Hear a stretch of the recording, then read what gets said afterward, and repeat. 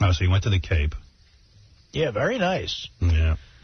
Because I had been to Martha's Vineyard before, too. That was nice. A little more private, but, you know. So what are you thinking? Which do you like better? Cape, he's saying. Cape Cod I like better, I think, probably. Yeah? Ultimately, it was a little less snooty, I think. More down to earth. Yeah, more like my peeps. Was it hard when you went out to dinner and you couldn't have your Jack and water? Yeah, I mean, with Dana, it's a little easier. Yeah. You know, when you're with your chick, it's easier to deal. Throw yourself So you haven't been hanging out with guys at all then, huh? Not really, no. That's probably the problem, hanging out with guys. The test is going to be going like the night you talked about at Scores. Well, we wanted you to go with us, but... Oh, that's nice. We knew you couldn't handle it. You know what? You're right. Yeah. Because we were tanked. I'd love to get Shake that that at you. ass, bitch, and let me see what you got. Just shake that. I mean, shots were going. Yeah, when you're around that chick, Danielle, it's tough not to drink, I'd assume. Yeah. Thank you. Vodka, thank you. That's my girl. Vodka, thank you. You have no idea how much fun she is. I'm sure. That girl should be rolling in dough. If 50 Cent's got 100 million, she should have 200 million. Right. I don't think she learned to be a good businesswoman by selling crack, though, first. Yeah. That could be the drawback. She's a great girl. Nice girl. Vodka, thank you. What a night. You know what I mean? That place. Yeah, no It's a man's place. It's a man's place. It's for man. Not woman, man. I want to see what they do in Vegas, too. I'm curious. Scores Vegas will be beautiful. Scores Vegas will probably have to be closed down. Hey, I got videotape Sal took, and we're going to get into this tomorrow because I don't want to get into the whole story now, but Sal took videotape of Gary, Baba Booey, smoking weed in Amsterdam. Oh, really? How did he do this? Was he secretly recording him? Yeah. Oh, my It's the God. funniest thing. Secret? I totally knew he was recording. You did? It didn't look it to me. He wraps those big lips around that joint, that legal joint. There's no hope for that joint, right? It's over. It's all, and he turns his head to the side. He's got a whole. Oh. Yeah, he's all proud of himself. Forget about it. I'm going to put that on. I forgot the two of them went off to Amsterdam. Yeah, I'm going to put that on howardstern.com. You can watch the video? Yeah, in Vagina Corner. Go to the Vagina Corner and click on that, and you'll see exclusive video of Baba Booey smoking weed in Amsterdam. We walked into this coffee bar, that's what they call it, and there was this old American lady there. She had to be like 50 years old, missing a couple teeth, and the first words out of her mouth were, "If it's good enough for George Clooney and Brad Pitt, it's good enough for me." And we're like, what the hell is she What does that mean? I guess they Brad Pitt shot a scene in Ocean's 12 there, so his picture's all over the wall. Oh. So it was, if Brad Pitt could go there, then it's good enough for her. Oh, because Brad Pitt knows so much. Exactly. So Baba Booey's wife went unconscious and had a seizure from the pot. That's how strong it is. It wasn't exactly, it was like a seizure, yeah. Wow. Okay, I'll give you the quick story. Well, then you guys had a great time.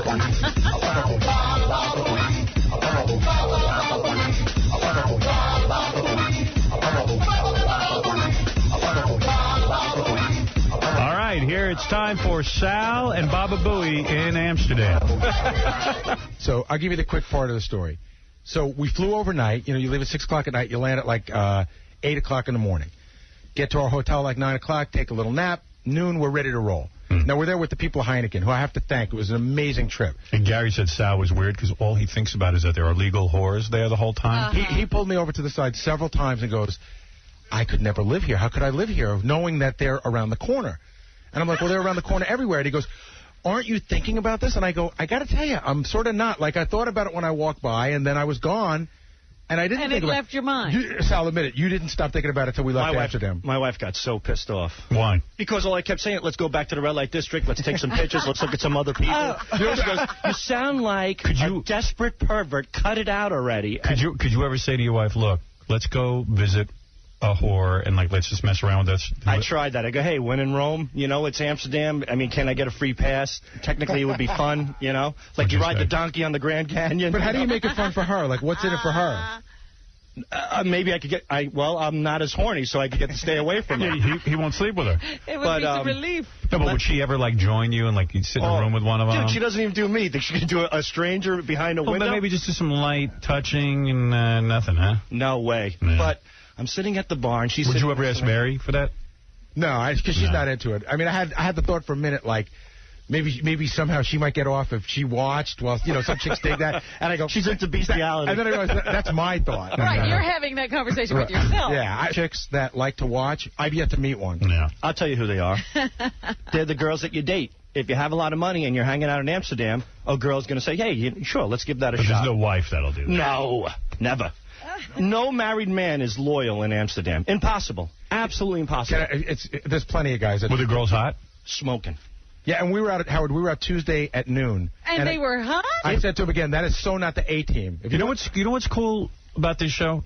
Like a year ago, Sal was a listener. Right. Now he's going to Amsterdam with you. And I tell you, we had a great time. I was so scared and intimidated to meet Mary Delabate because why? It's not every day you go to a vacation where you're hanging out with somebody's husband you ridiculed for 10 years. That's true. And you got your job ridiculing him.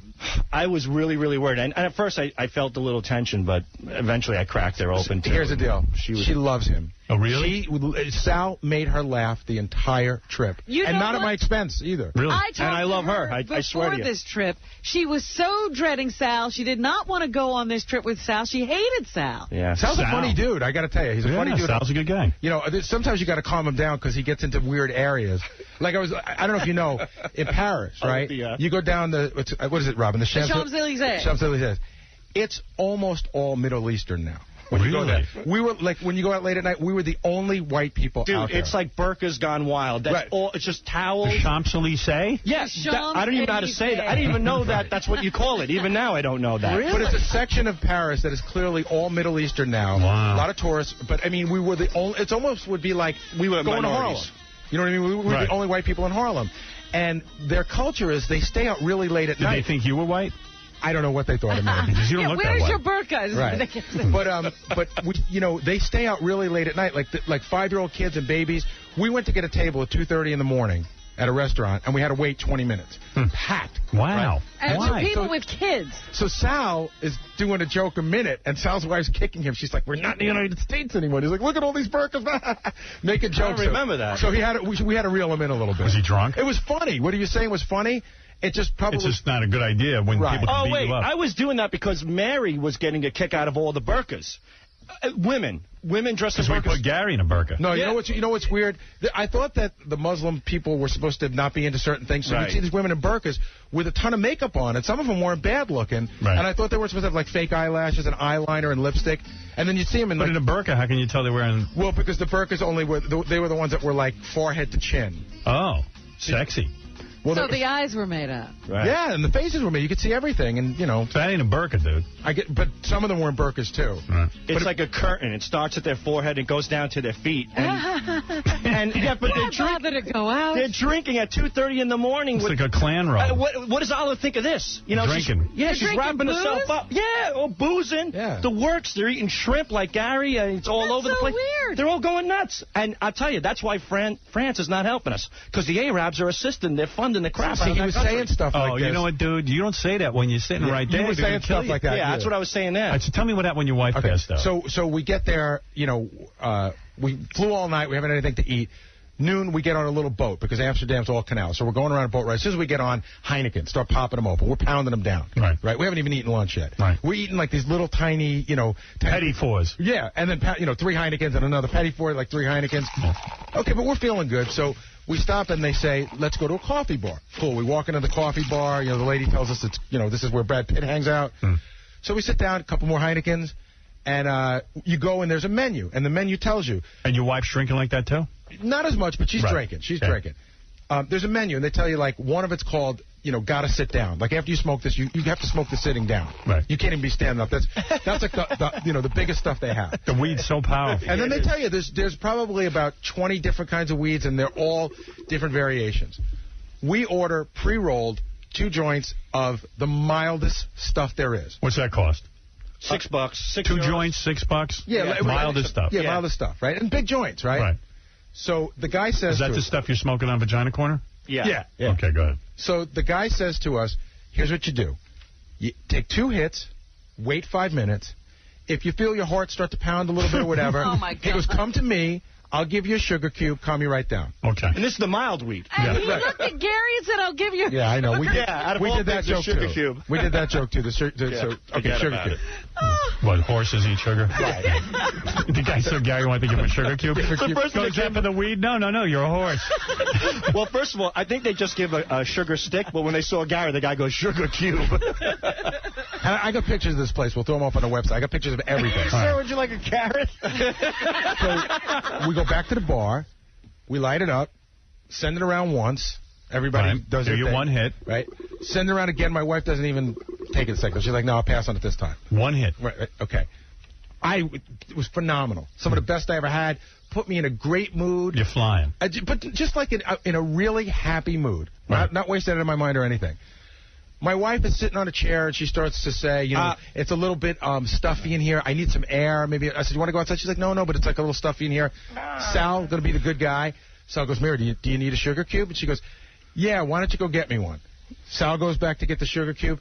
All of a sudden, I look at my wife, and she's like sort of talking nonsensical, like I'm asking her a question. She's answering something completely different. Wow. Right. So I turn around and I say, are you okay? And Sal's wife goes, I don't think she is. So I grab my wife by the chin, at which point her head starts shaking. Wow, like uncontrollably. Like uncontrollably, and her arm and her head starts shaking. Like almost like a seizure. Yeah. I'm Her like, Mary, eyes going to the back of her head? They're going back, and I go, Mary, are you okay? Are you okay? And then, boom, she's out. Oh. She's dead out. Dead out. Did you think she died? I'm thinking to myself, she's dead. What am I going to tell the kids? I took her. I got her stoned. I killed the poor woman. Right. It was like crazy. I mean, it really... 1 hit of the weed. Right. 1 hit. Man. So I tell the guy, Rich... And one whip Plus, of now Gary's breath. you're high, and you're probably going, am I imagining this? No, Or- I sort of knew what was going on. Did you know what was going on, Sal? No. Hold on. I'll tell you what happened, because it's... Yeah, it gets really So crazy. Sal's not near any of this. Right, he's getting the sugar cube. Right. He's getting the sugar cube. Online. So Rich from Heineken was the guy that took us all around and everything. Again, I know the guy like an hour and a half, right? Right. I'm like, Rich, grab her arm, help me. And he's like, what? And then he took one look at her. We both grab her by the arm. At this point, so I can tell you, he turns around. The only thing he sees are Mary's toenails dragging on the floor. Yeah, it Wow. was like carrying a dead body out of a boxing ring. Wow. She was slumped over Gary's shoulder and the Heineken guy's shoulder. Was the whole place freaking out? Well, No. we're going to get to that. We're going to get They to were that. all relaxed. So, If she was dead, would you have just dropped her and gone right to the whorehouse? No, I all right. would've. You would've. so Sal's wife on the way out Yeah. yells to the guy behind the bar, call an ambulance. Right. Okay. Yeah. We get out front. In front of this place, there's an empty chair. Okay. Put her right in the chair. Boom. She comes right to. She feels fine. She has no Needed air. It recollection. was just the air. She had no recollection of anything. Right. She didn't know what happened. She was really embarrassed about the whole thing. And then we realized... Did she wet herself? No. Too bad. But we realized, first of all, this happens every day. When Sal's wife said, call the ambulance, they thought we were the biggest retards in the world. Right. This happens like 20 times a day. That's why the empty chair is out there. Oh. The empty chair is out there for people like her. Right. Some guy came up and said, you know what, you just need to drink a little vitamin C. You'll be fine. Wow. Another guy came up and he starts laughing at her and goes, he says to me, in the future, tell her to smoke sitting in the chair. That way you could just pick up the chair and put her right out front. Oh, Right. my Yeah. goodness. But it was nothing to They're them. like, see, our weed is good. You Americans can't handle it. It was so nothing to them. And we're yelling, call an ambulance. And we're like, She oh my... was dead. I thought she died. Well, How did Sal, you you had know to that- wait online for the sugar cube? I read it online. But can you imagine? I turn around and there's Gary dragging his dead body wife out of a bar. And my wife screaming, call an ambulance. And the bartender rolls his eye, goes, what the ambulance? Drink some water with sugar. She's fine. Yeah, he was like, That's we were annoying him. Wow. Yeah. Like, they didn't even panic. No. It's nothing. a daily occurrence. It's Every just a daily- American has one in their group, probably. Gary's like, I'm going to sue you for everything you're worth. And the guy goes, we're worth 14 cents.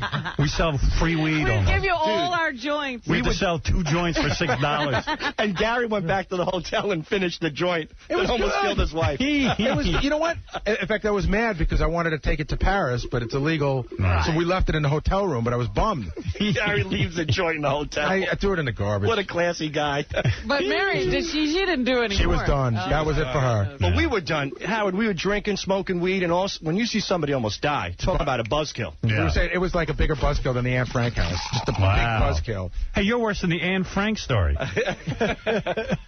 Wow. But I'll tell you one other funny thing about Sal and the whole whore prostitute thing. So we stay a day and a half in Amsterdam, then we go to Paris, right? So they hire this woman to drive us around in a van. She's got a little microphone on, and she's saying this is where the Louvre Museum is, and this is Notre Dame, and showing us around and everything.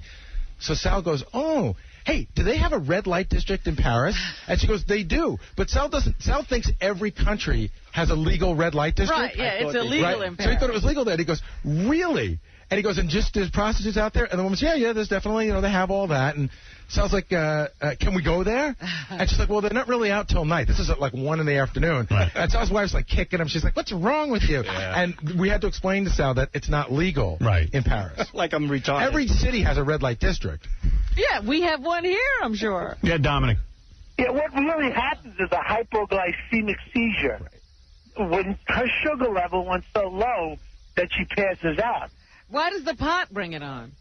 Well, you know what? Because the pot raises your sugar level first, and then all of a sudden, and the alcohol, and then your body's searching for sugar. You don't have it. I have a feeling Dominic's body's always searching for sugar, too. I'm so thin now. I don't Dominic, the doctor here. Yeah, you got to see me now. I'm so thin, I don't even get diabetes anymore. But that's really what happens. He doesn't even get it anymore. Right. And when you get the low, a lot of people, that's the paranoia. Because your body is disorientated. And then you pass out. Disoriented. Disoriented. I'm like, speak like Gary. and what happens also is the alcohol, the trip. So she actually passed out. So some people can have a dangerous seizure at that level. Like a stroke. Of course. It looked like she was having like an epileptic seizure. Wow. Oh my God. Dominic, isn't it true your body searches for cheeseburgers? Forget sugar. All right, there's Dominic explaining what happened to Mary Delabate. I know a guy who went with one of his relatives, and he told me the same exact thing happened. So I think it's a common thing. Hey, Aaron, you're on the air. Howard, how's it going? Hey. It happens all the time. I have family from Holland, and it's ridiculous. People get so high. You take 1 or 2 hits and you're done. Yeah. I can't believe Sal managed to not escape the hotel room or something late night. Dude, I tried so bad. It was awful. It was like... Are the hookers hot? They're ridiculously hot. Hookers of all nations, Howard. Do you know that supermodels fly in from Russia on Thursday and leave Sunday? These girls are on billboards in Russia. They're well known, but they privately go to Amsterdam. They make like 25, 30 grand over a weekend. Yeah, how did you know that? Because I didn't hear that on the tour. From the guy from Philly and Jersey, the guys who moved in, the husbands. The husbands know... I met 2 husbands from Jersey. They live in Amsterdam now.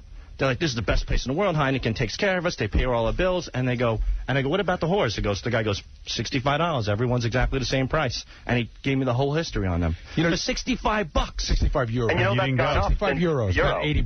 $80. That's Sal, it used to be like $40. Since the euro came in, now it's gone up. Yeah, it shot up, huh? Howard, I would tell you. How hot are the chicks? Are they as hot as Playboy? They're on the ridiculously hot. The hottest girls I've ever seen. Here's what I can tell you. What do you mean on the weekend? I was there on a Friday night, right? Robin and I went last time.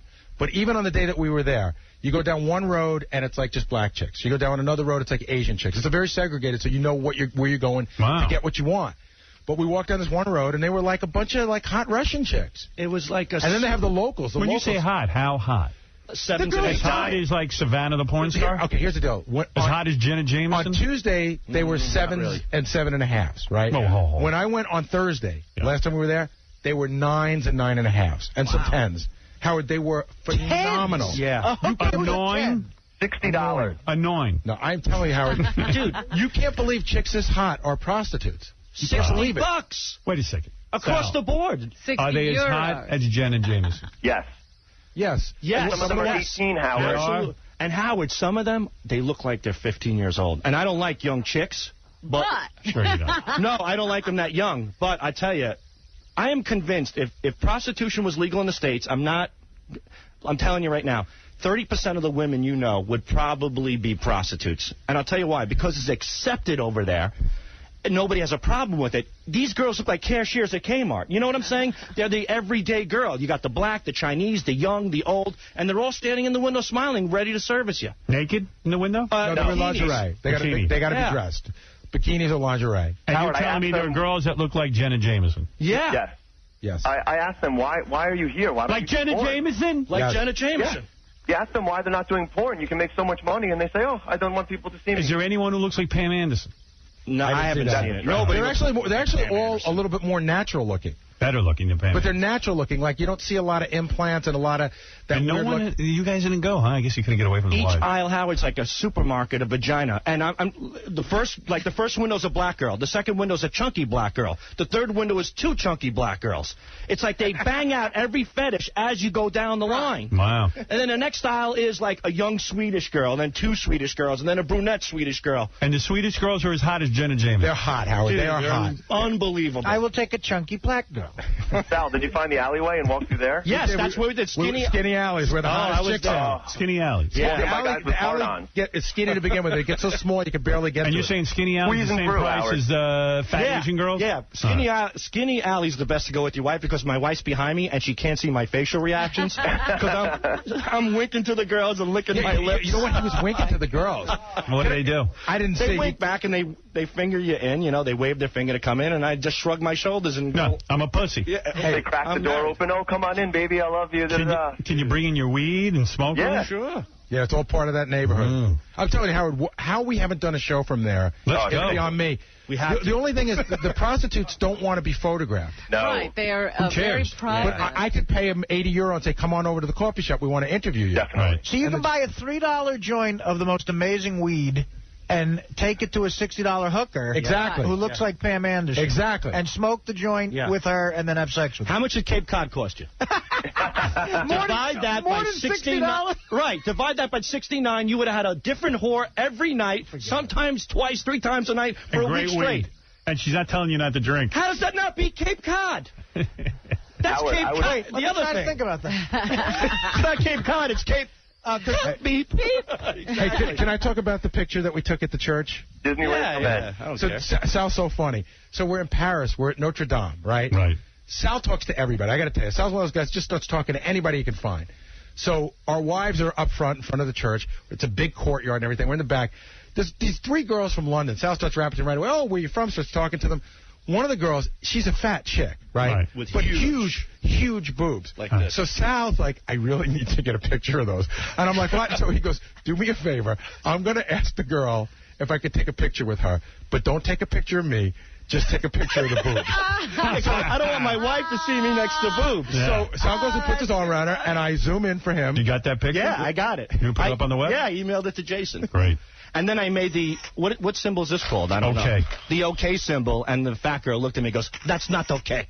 Yeah. I think she figured out something was going on. It was weird. Because you know what happened was I didn't know how to work the Zoom. It's weird when you see the camera going up your dress and you're supposed to be taking a picture. My wife is lighting a candle right now in the church. Right, and taking praying. a picture with huge boobs, making the okay symbol. Talk about a mismatch. The other funny thing is Sal's wife is so pretty, so I know. nice. I don't believe that Sal's wife knows where he goes every day. Like, she doesn't listen to the show. Good. She really hardly knows what he's She up doesn't to. know about the boobs. I can't wait till we go to Syria. Boobs. Yeah, and whenever something weird happens, she sort of hears it third hand, and Sal squashes it before. Like, so she doesn't really know Good. what he's doing here. Thank goodness. I Yeah. wouldn't have a job. You see that picture? Oh, look at that chick's boobs. Yeah, but you got the face in there. I could. That was as tight as it 2 would of go. them. I'll send you the other one as well. You can crop it. You know, it was Those ugly. are nice. She's cute. At one point, Sal got up. I didn't know how to work the Zoom, and Sal zoomed it in. I think it was pretty obvious what we were up to. Who cares? A bunch of whores. Bong hit Eric. You're on the air. Hey now. Hey now. Yo. I wanted to confirm that the weed out in Amsterdam is truly spectacular. You And would know. I actually also had a friend that I was out there with who also had that same type of paranoia experience. Now, do you have to lighten up when you go over there, right? You don't get the heavy stuff either. Oh, I get the highest grade they have. Really? Oh, yeah, this guy's an expert. Oh, he's a seasoned guy. Yeah, well, you know what it is, Robin? What? When you don't smoke a lot of weed, your tolerance goes down, and you get so much more stoned that it like hits you so hard that you become a little bit paranoid. I think that's Howard's problem. Right. Right, Howard? Right. I got to tell you. So when you're smoking every day like I do, it's like a very less paranoid feeling. It's more mellow. And you can take the strongest stuff they have. Oh, yeah, I love it. I got to tell you, Howard, not one of my favorite things to do. The only reason I did it was because we were there.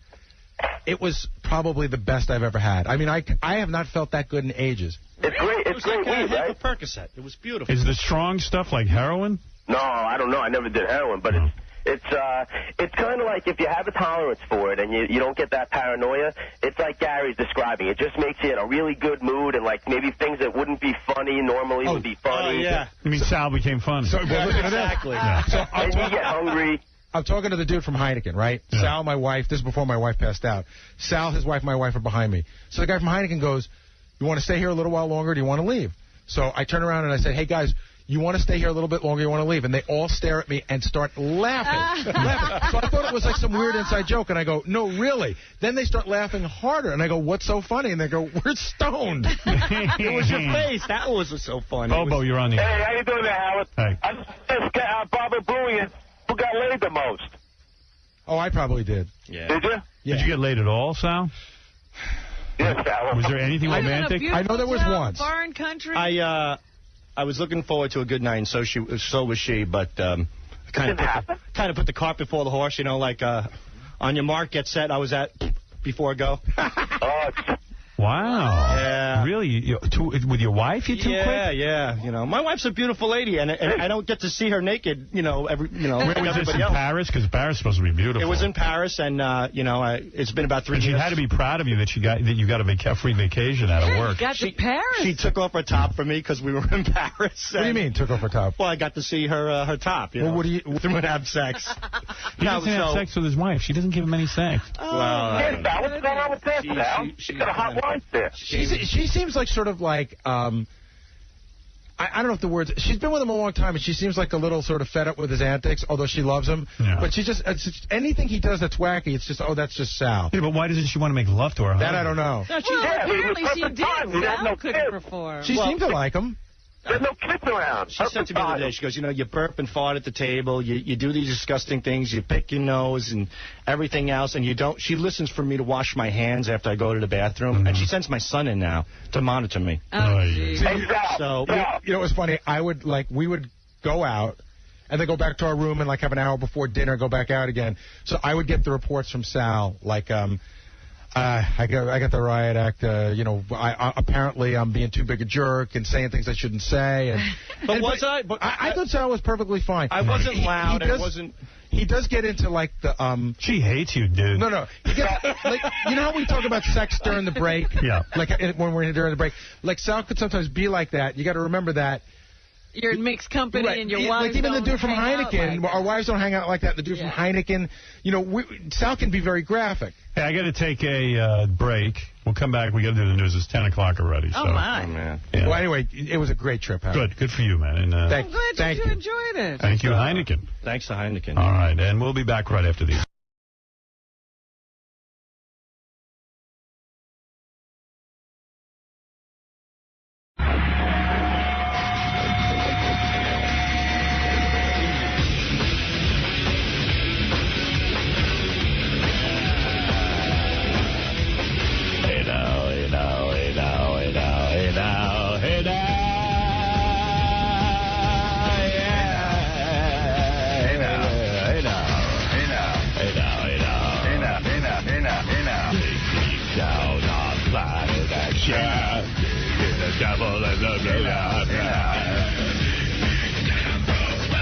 Everybody!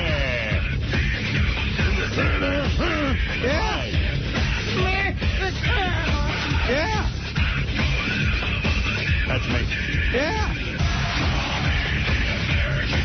Yeah. Hold me, the American dream. Yeah. Rob can really write some music, you know? Yeah. Robert Zombie. Yeah. Yeah. Zombie. Yeah. What song opened the show right before that? Was that H-O-W-A-R-D? Was that right before this? No. I love that song, but those guys were a pain in the ass. I'm trying to think, because I totally listened way before this. Yeah. I'm trying to think what opened the show before this. That would still be the opening of my show, but every time I played it, the guys would get crazy. And I don't know, man. I just couldn't put up with it. Well, now, this is your Tonight Show theme at this point. Well, Rob wrote this song with me in mind, and I got to perform it with him. And I wish I could have been better. I was annoying in that recording session. I was like, Rob, I can't do it the way you want me to. I was like a little bitch. He's your Paul Anka. Yeah. Well, Rob's so good. Like, this is his style. I don't know. I said, Rob, I don't know how to sing. He goes, just yell. And I go, well, I'm hurting my throat. He goes, shut up and sing. I said, okay. I'm hurting my throat. That's not a rocker.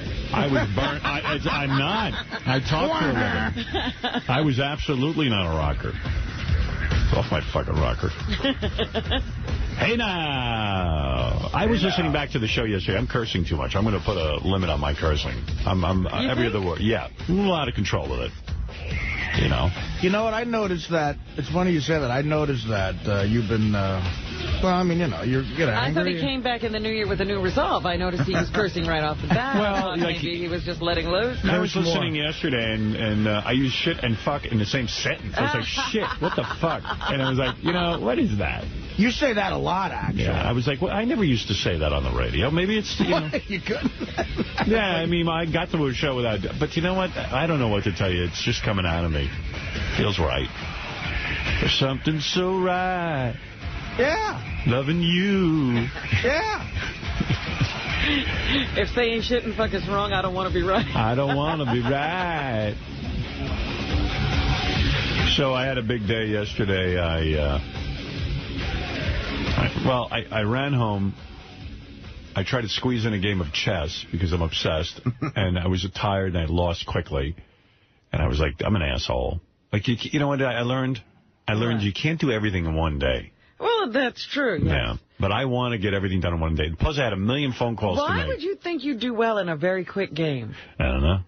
I don't. I just get a Jones to play. So What's quickly? How fast? I was just playing too fast. When you have certain time controls, you're supposed to take your time, and I didn't. I lost quickly. And so what's quick to lose in a chess game? In a half hour. Half an hour's quick. Yeah. Oh.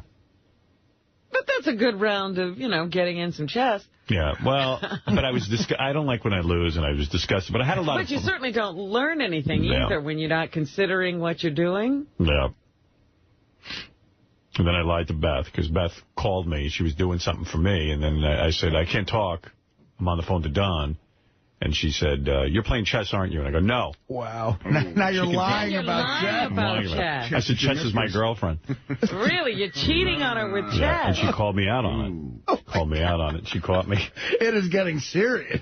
Nah, it's fine. No, I've put it into perspective. I talked to my psychiatrist about it. You got this all worked out now? Not all, but I'm working on it. I got problems. I got a lot of issues, brother. He didn't blow off another subject? He said no. This time he figured, oh, my God, he's brought it up again. It must be real. Right. This guy must think I'm fucking insane. I am insane. There's no question I'm insane. I'm legally insane. They just said they're going to lock me up. No, you're functional. I'm functionally insane. You're a functional lunatic. But I think I'm a lunatic, Robin. I honestly think I've always thought you were a lunatic. Am I really a lunatic? Oh, my God. You don't see yourself, do you? No. Do you think this guy thinks I'm a lunatic? This guy? Which guy? My psychiatrist. Oh, I'm sure he does. He wanted you in there 5 days a week. Am I a lunatic? He thinks you're a rich lunatic. No, but somebody who wants you to be there 5 days a week is saying you have major issues. Why am I such a lunatic? What happened to me? It's that obsessive thing in you. It's just, It's very strong. Yeah. Well, it's like when you listen back to the best of stuff and realize that you really were egging on Fred, and I didn't even know. Yeah, I mean, everyone else knows that you do that, and you didn't know it. That's like, Robin, what do you mean I'm a lunatic? Be honest with me. Be straight. Give it to me with both barrels. Give it to me. Don't hold back, and I'll shut up. Anytime you want to do something that most people... Yeah. No, really give it to me. Don't even hold back. That most people would they would do, and they would get it over with, and it'd be done. Right. Like, you wanted to get a nose job. Right. And we were like, please don't, because we can't live through it. Right. So is that... Because you're going to be, something's wrong. And it went wrong. Oh, God. And remember, it was. There was nothing wrong. No, you were like that. I know.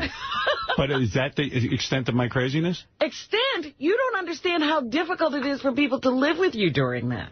Yeah, I know. I can't even live with myself, though. It's a drag. So that's what it's like. It's like everything you do, it's like, oh, boy, here he goes. If he does this, get ready for horror. Yeah, it's going to be tough. You're going to have to tell him he's okay, even though he doesn't think he's okay. Do you think Beth is crazy to be with me? I think she has a difficult life. She does, right? Yeah. Why is it difficult? What is because difficult? I only see it for how many hours a day. You know, like if you're doing your nose, I'm only going to hear it for a couple of hours. Then you get to go home. It's like being an aunt as opposed to a parent. That's right. She's going to hear it day in, day out, 24 hours on the weekend. I think you need a woman, like we all do, with a certain personality to be compatible. I think Beth has that perfect personality for you, which is very nice and tolerant. Well, I'm not saying Beth isn't the perfect personality. I'm simply saying it's not easy. And I've heard the panic in people's voices when Howard has to do something, go somewhere, do anything. Right. Because everything has to work perfectly. Who have you heard panic? Oh, it could be anybody. Laura, Ronnie, you know, everybody goes nuts. Because I'm like a child. Everything because you will whine. And, I mean, poor Ronnie with the car. No, he fucked up. I mean, he did fuck up. But I'm telling you, he probably wanted to commit suicide. I obsessed on that car. You know what, Howard? It was terrible. You're a tortured guy in some ways, and I think, I know. Here's an example, and this might be, I don't know shit about this, but I'll try to explain it from my standpoint. You set up this wonderful trip for us, right, in Tampa. Okay. It was horrible for me. Right. I know it was. Yeah. And I My saw psychiatrist figured that out. You had, like, down to me having the right steak and being comfortable in that fucking chair, and when I went to tip the limo driver, this is a classic you thing. Me and Tim Sabian went to tip our limo driver who took us to the airport in Tampa to get on the jet. And Howard came running over after all you did for us that week and said, no, don't take that from me. I want to get it. So you're obsessing about all these little details down to me and Tim tipping this guy to where you torture yourself. Yes. And you're that conscientious and that into other people. And when other people don't do that to your level towards you or someone you know, I think you get way pissed off at them. Right. You expect everyone to be that conscientious, and everyone just isn't. I do. I expect that from my kids, and then I have to put it in check. Right, and then my kids will accuse me of not being caring and attentive, and I'll go crazy. That's the point, though. The point is that even when you do it, you can't get it 100% right. Right. And you expect everybody else to get it 100% right. Right. You know, I mean, I've seen him go crazy over a can of soup. You have? Or, whatever it is you want. If it's not there, it never occurs to you that everybody couldn't do everything you wanted to do right when it was supposed to happen. Right. You have gone crazy because you couldn't run a remote control. I know of things where people have taken vast trips. Remember you left your power cord at home. Well, I was upset. And it became a major issue until he was... First of all, Benji had one that he could use. And second of all, they managed to get one to Ross Zapin. Yeah. So I didn't complain. Oh, please. That's when I tell you people go into panic mode. All right. Because they know if you don't get a power cord, their lives will be miserable for 4 days. Well, here's what happened. You torture yourself, and then you put in other words, I saw that you so wanted me to be happy. You know what I mean? And I think that's really touching in a way, but it puts pressure on me to be happy. And also, like in front of you. Oh, that's interesting. In front of you, now you're torturing me, because if I don't look happy in front of Howard, you're not doing the right thing, and you're pissed off, so now everybody's sort of like, you know what I mean? So no wonder everyone hates me. You turn no. It's almost like you're too conscientious. I work too hard. Yes, and then you put the pressure on us to work hard and having a good time. You know what? To satisfy you. Right. Artie makes a good point, because I ran down the beach. I chased you so you could see me having a good time. Right. I want Howard to see me having a good time. That made me feel good. I was like, I got to make sure he knows I'm really enjoying it. Yeah, it was really, exactly. That actually did make me feel good. I was like, oh, good, Robin's up early, running around, and look how comfortable she got all her gear. You called me, another great example, you called me when I got in. You called me. You don't even know. I went to your room before you got there and checked your room. Dude, I know. And I'll tell you you what, as great as that is, I feel sorry for you because of how torturesome. Because, I'm one little minuscule part of your existence, which includes this job, your family, whatever the hell else you got going on. And, my God, if you're obsessing about my fucking room in Tampa, what must the rest of your life be like? And doesn't it remind you, did you ever see The Twilight Zone with the little kid who wants everyone to be happy, and if they're not, he kills them? I think, I don't think you're at that level, but there's a little bit of truth in that. I mean, and look, and again, and the other thing you do is, whatever, you're clearly a guy who probably operates at a little higher intellectual level than most, and you get mad at people that don't think of something you thought of. You know what I mean? Like, what do you mean? Like I see in a meeting, or sometimes Gary gets put through this. Gary's raising his hand. If someone doesn't think of a great idea you had, you're mad at them for that. I am? Not even an idea, but the implementation of it. If they didn't consider he doesn't know what he's doing. He would have thought. He needs a lot of guidance. It's almost like, here's the example. It's like Einstein yelling at an assistant for not coming up with the theory of relativity. Right. You have a thought in your head. It's me, dummy. Right. Artie's right. It's almost like your head's spinning ahead so fast that you've already seen it so clearly that you can't imagine that someone hasn't interpreted it yet. You know what I mean? You have gotten much better. Yes. But in meetings, remember what those meetings used to be like? There was a period of time where I thought I was going to throw up before meetings. Because really? There was one. I'm shocked to hear that. It was right after the movie. There was one period of time where you yelled at me in front of everybody for like 5 straight meetings about, like, again, tiny things that probably didn't appear tiny to you. Like what? Give me an example. Oh, God. It's that was a few years ago, but it would be every subject would be followed by a rant. And you'd bring up a subject, then there'd be a rant. Well, in my defense, Gary really needs a lot of guidance. He really does. And then on top of it, you've had certain people, and Gary does not fall in. I think Gary's, one of the best producers I've ever worked with on any level. Thanks to me. Yeah, okay, fine. And my constant lecturing. For whatever reason, but I think Gary's amazing at what he does. But on top of you've also had people in your life who are abnormal the other way. You know what I mean? Who must make your head want to explode. Like, I love Stuttering John, but John is not a guy who's conscientious. No. And if you're around someone like him for the weekend, your head must want to explode every 5 seconds. He has none of those thoughts that you have. Right. None at all. He's still a good guy, but he just doesn't have... you want people... That's why, God, the day when Tim forgot your mother's car, that is like... Oh, he killed me. I just sat here. I had a giggle. It was so tragic because you can't even imagine someone making that kind of mistake. No, it's unacceptable. And your mother clearly can. And it was can. so simple. All you have to do is call his mother and say, we're not going to do it today. And I see the way your mother and father are. And my experience with your mother and father, the little I've had, I talked to them the most at the great party Robin threw for you at the Lighthouse. Right. And they're such warm people. My God. I could see your mother. She was like, oh, hi, Artie. How you doing? Like, almost like, oh, clearly here's someone in my son's life now, and I hope my son's happy. I hope you're happy to be with my son. And, I got a very warm feeling from them. And that's probably, how you were raised, which is a great way. But they're like you, too. You know what I mean? I see your mother starts to get ready for the car and this and that, and all the things got to hit. A curse. Yeah, well, a curse. It's also being nice to people, which is great. But in turn, you torture yourself. And then it gets to where you're torturing the people you're helping because they don't know. They want to live up to the standard of goodness, and they don't know how to do it. I'll tell you another thing.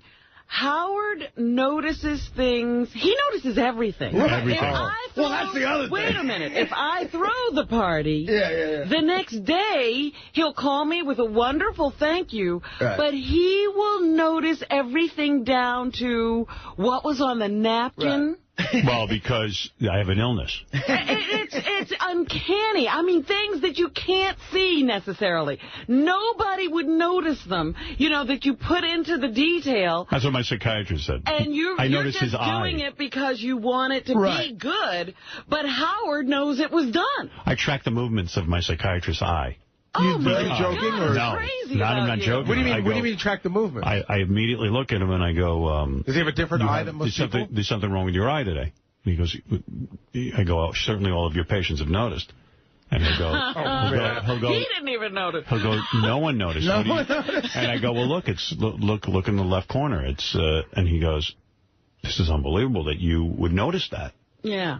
He must be alternately annoyed and jubilant, knowing that he'll have you forever. No, he will not. I told him he's not having me forever. I'm getting cured within this year. One way or the other. This year. I hope you do, man. I hope in your retirement years you've conquered this and really are able to. What is this, though? Well, can I tell you? You know why I can relate to it? Conquered who I am? No, I can tell you one thing that is this. Who am I? Artie, can I just tell him one thing? No, I'm sorry. I want to be free. You know, the guys were talking about this, and this is one of those things that's always tragic. You don't do this as much anymore, but it was something that you did, again, this sort of hyper-focusing thing. Hey, this is like a encounter. What do you call that? An intervention. Intervention, yeah. Okay, you see that cup over there that's got knives and forks in it, right? I had a problem with it this morning. What would happen would be, like, you would need a fork to eat. And somebody was supposed to put the forks in, whether it was Casey or whatever, and the fork wouldn't be in there. So you'd say, Gary, get me a fork. And I would leave to get a fork. You would ask every single person that walked in, as well as everyone in the studio, and the office would be paralyzed. Literally, people would be bumping into each other to find a fork. Well, I need to have a fork. To the point where all work came to a halt. I didn't think you could handle it. But I don't think Artie experienced you in those years. No, without question. Literally, you know, we'd be sitting in that big Thursday meeting. Yeah. And Howard would say, okay, what's on the agenda? Right. And something would come up, and he'd go, Gary, I need it to be, and he would then detail and he would go, and you know, and it's important for my audience. And he would go through a million things that Gary needed to do. And the other I had to walk him through. Wait a minute. Then there'd be the next topic. He goes, you're killing me. and it would be, how am I supposed to live? Here's the phrase. This is the phrase that haunts me. You ready? I don't remember this. Gary. These are the things that keep me up at night. I lay awake in bed at night wondering whether you've done this or not. Well, you weren't organized. You wouldn't make lists. You remember that phrase? Oh, my God. He it had would just stickies. Be awful. But, you know, and then it wouldn't be a simple, I'm sitting in the chair and I'm talking to you. He'd be writhing around. You saw physical pain. Well, because these are great ideas. They can't be lost. Then on top of wanting my everyone to be... My audience is depending on me to make sure that Baba Flooey does it right. On top of everyone wanting to be... You want everybody to be happy. You also want the work to be spectacular, which is more pressure on you that you put on yourself and everybody. I mean, I see how... God, you know what? This is an example of... It was like a shot through my heart. I was here full-time for just about 3 months, and we did a bit one morning about... It was the first time we really got into the George Takei thing, where we were all just barreled over laughing. For like 20 minutes, we were making each other laugh, and it was one of the first times where I said, wow, I'm killing right now. This is great. I feel comfortable. And you took a phone call, and the guy on the call said, this sounds like the Z Morning Zoo. And you went... you know what? Does it sound like the Z Morning Zoo? and I wanted to find that guy and strangle him. I'm like, he ruined it. I'm like, it doesn't sound like the Z Morning Zoo, and now he thinks that. Because you just really care about that guy in the car in traffic. I care too much. But you know what, dude? You wouldn't be who you are professionally if it wasn't for that. My psychiatrist said I would be. That's not true. He says I will be. That is not true. He still could be good without torture. Without all the pain, because then, you know what? That's why I want to even, like, get out of the business, because... It's so painful that I can't even come in and enjoy it. Even now, as we're talking, I go, this is boring. This is boring and we're going on too long. And then somebody called up and said something, he would then lament this entire conversation. Well, Yucko had the perfect thing after the guitar riff thing, and Recco had the who gives a shit joke, and you immediately went, that was it. It's over. Boom. Next bit. A guy in a Best Western in Indiana putting on makeup for his next gig. Yeah, right. But, Howard, even if you didn't do the show and you, say, retired, don't you have these same things in your real life? I would still have the same problem. Yes. So, I don't know. But I can't take it much more. Problem. This is not a work problem. Are you satisfied, though, career-wise, with what you've done? Zero satisfaction. How could you say that, man? Zero satisfaction. How the fuck could you possibly say... See, that worries me. If you me are... too.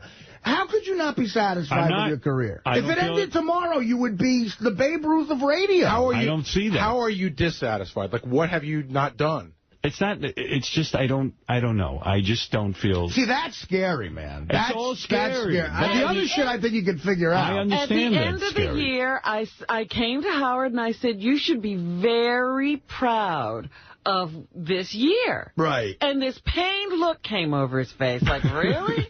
Well, you know what? I was pained because if you're feeling that, why am I not feeling that? But like, you know, this was a great year. This has been an incredible accomplishment.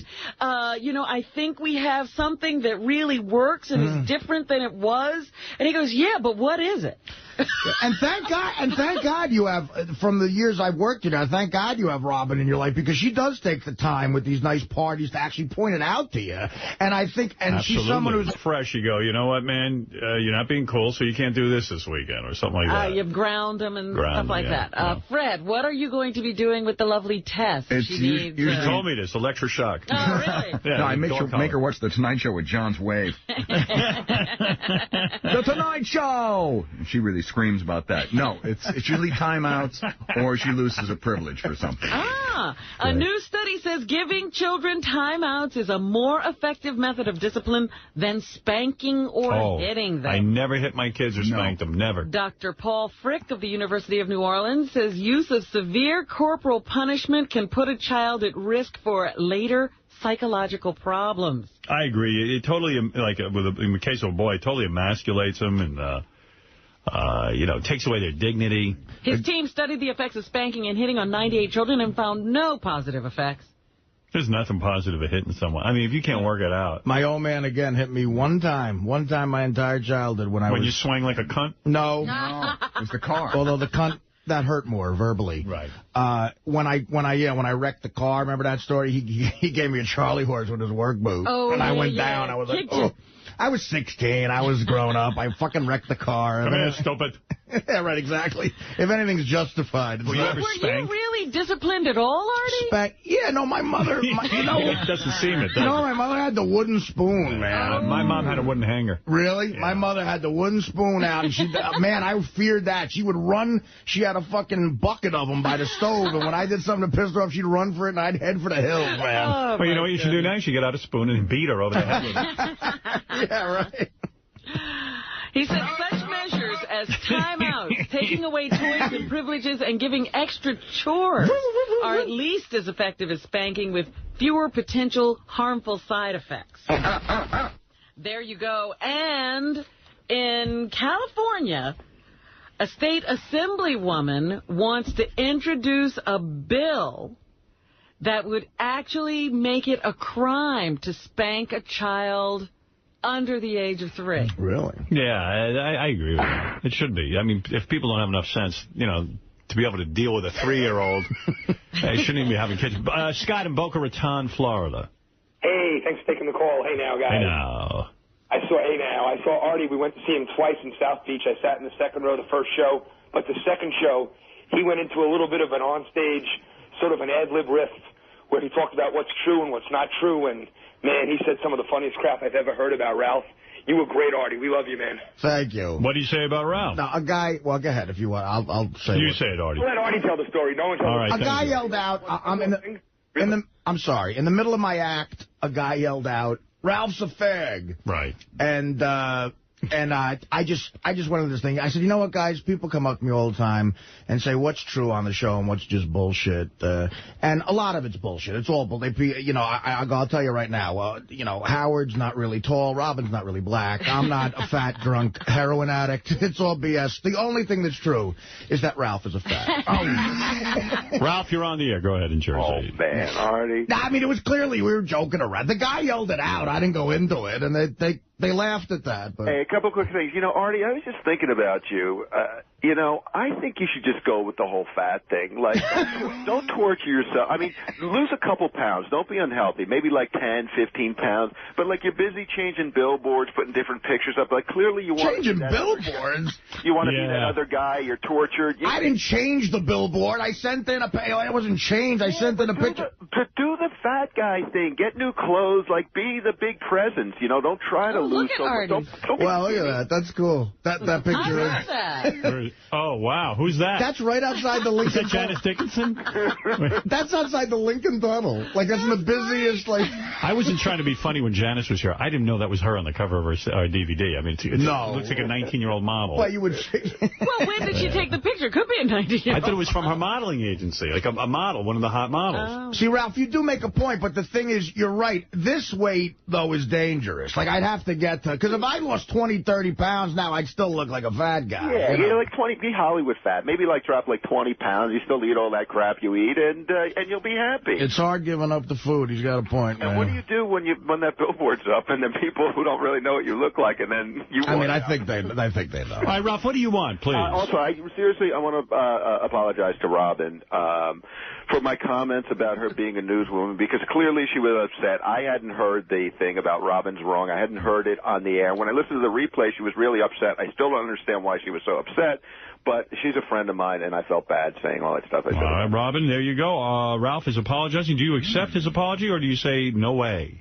This is the first time he's actually apologized on the air, so I will accept it. Because a lot of times the guys will say something, and go, I don't really mean that, but they say it off the air. No, clearly, I thought it was a bit. I thought you were just pretending to be, but you were upset, and I feel bad. Is he a dingleberry and a hanger-on? Well, I absolutely am a hanger-on, and I'll keep hanging. All right, thank you. All right, Robin, go ahead, please.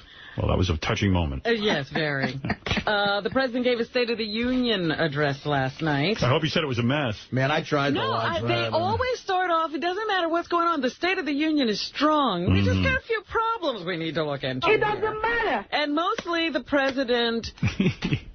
At least the thing that everybody wanted to hear him talk about was, of course, the situation in Iraq and the new plan to include more troops on the ground there. The president says the evil that caused 9/11 still exists, number one. The evildoers. Every success against the terrorists is a reminder of the shoreless ambitions of this enemy. The evil that inspired and rejoiced in 9/11 is still at work in the world. Yeah, because we're not in Afghanistan fighting it. He also says everybody wishes the war was over. Every one of us wishes this war were over. No more than him, I swear. I think now he knows he blew it. Over and won. Yet it would not be like us to leave our promises unkept. You mean your promise? Yeah, you promised for all of us. We didn't get the... Yeah, we didn't get a vote. Well, I guess we did vote you back in, but not me. Our friends abandoned and our own security at risk. Whatever. And he says his will lead to success in Iraq. His way will lead to success in Iraq.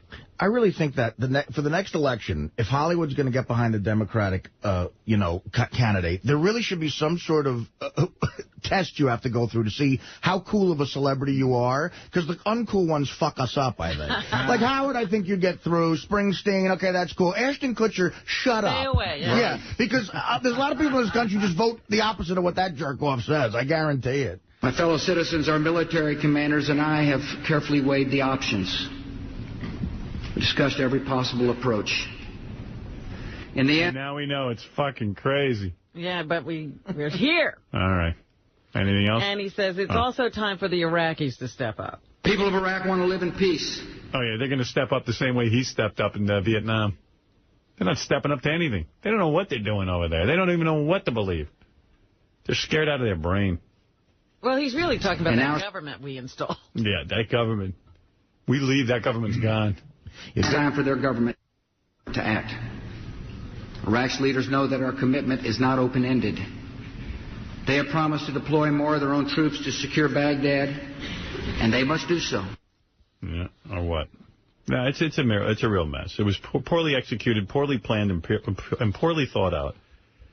And we're in a lot of deep trouble. The government he installed. Good installation. Beautiful. Anything else, Robin? Well, there was a lot of reaction to the president's speech from both sides of the aisle. Here's Rudolph Giuliani, number 9. He's trying to support his president. The strategy makes sense to me. It makes sense to me that it's an improvement over what we were doing before, which is rather than just pacifying and then holding territories and making sure that they remain that way and giving the Iraqi government the best chance to create stability.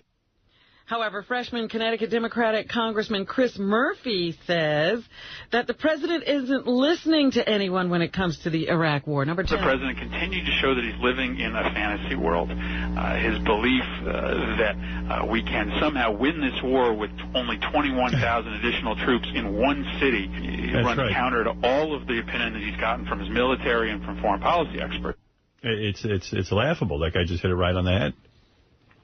It ain't going to fly. It's just a waste of human life. And Senator Ben Cardin, who's a Democrat from Maryland, says here the president goes again, wrongly trying to tie the Iraq war to September 11th, number 12. I mean, the president was trying to use the emotion of 9/11, implying once again that Iraq was involved in the attack on our country on 9/11, and they were not. And nothing to do with it. We're over there to get the terrorists. Actually, there's one congressman who says all the experts say we're creating more terrorists. Yeah, I mean, it's just... So just by leaving, we would lessen the amount of terrorists there are. Also, here is a director of the University of Virginia Center for Politics. He analyzed the president's speech, and he said that in his speech, the president couldn't have done much of anything except announcing a pullout of troops to win support. Number 14.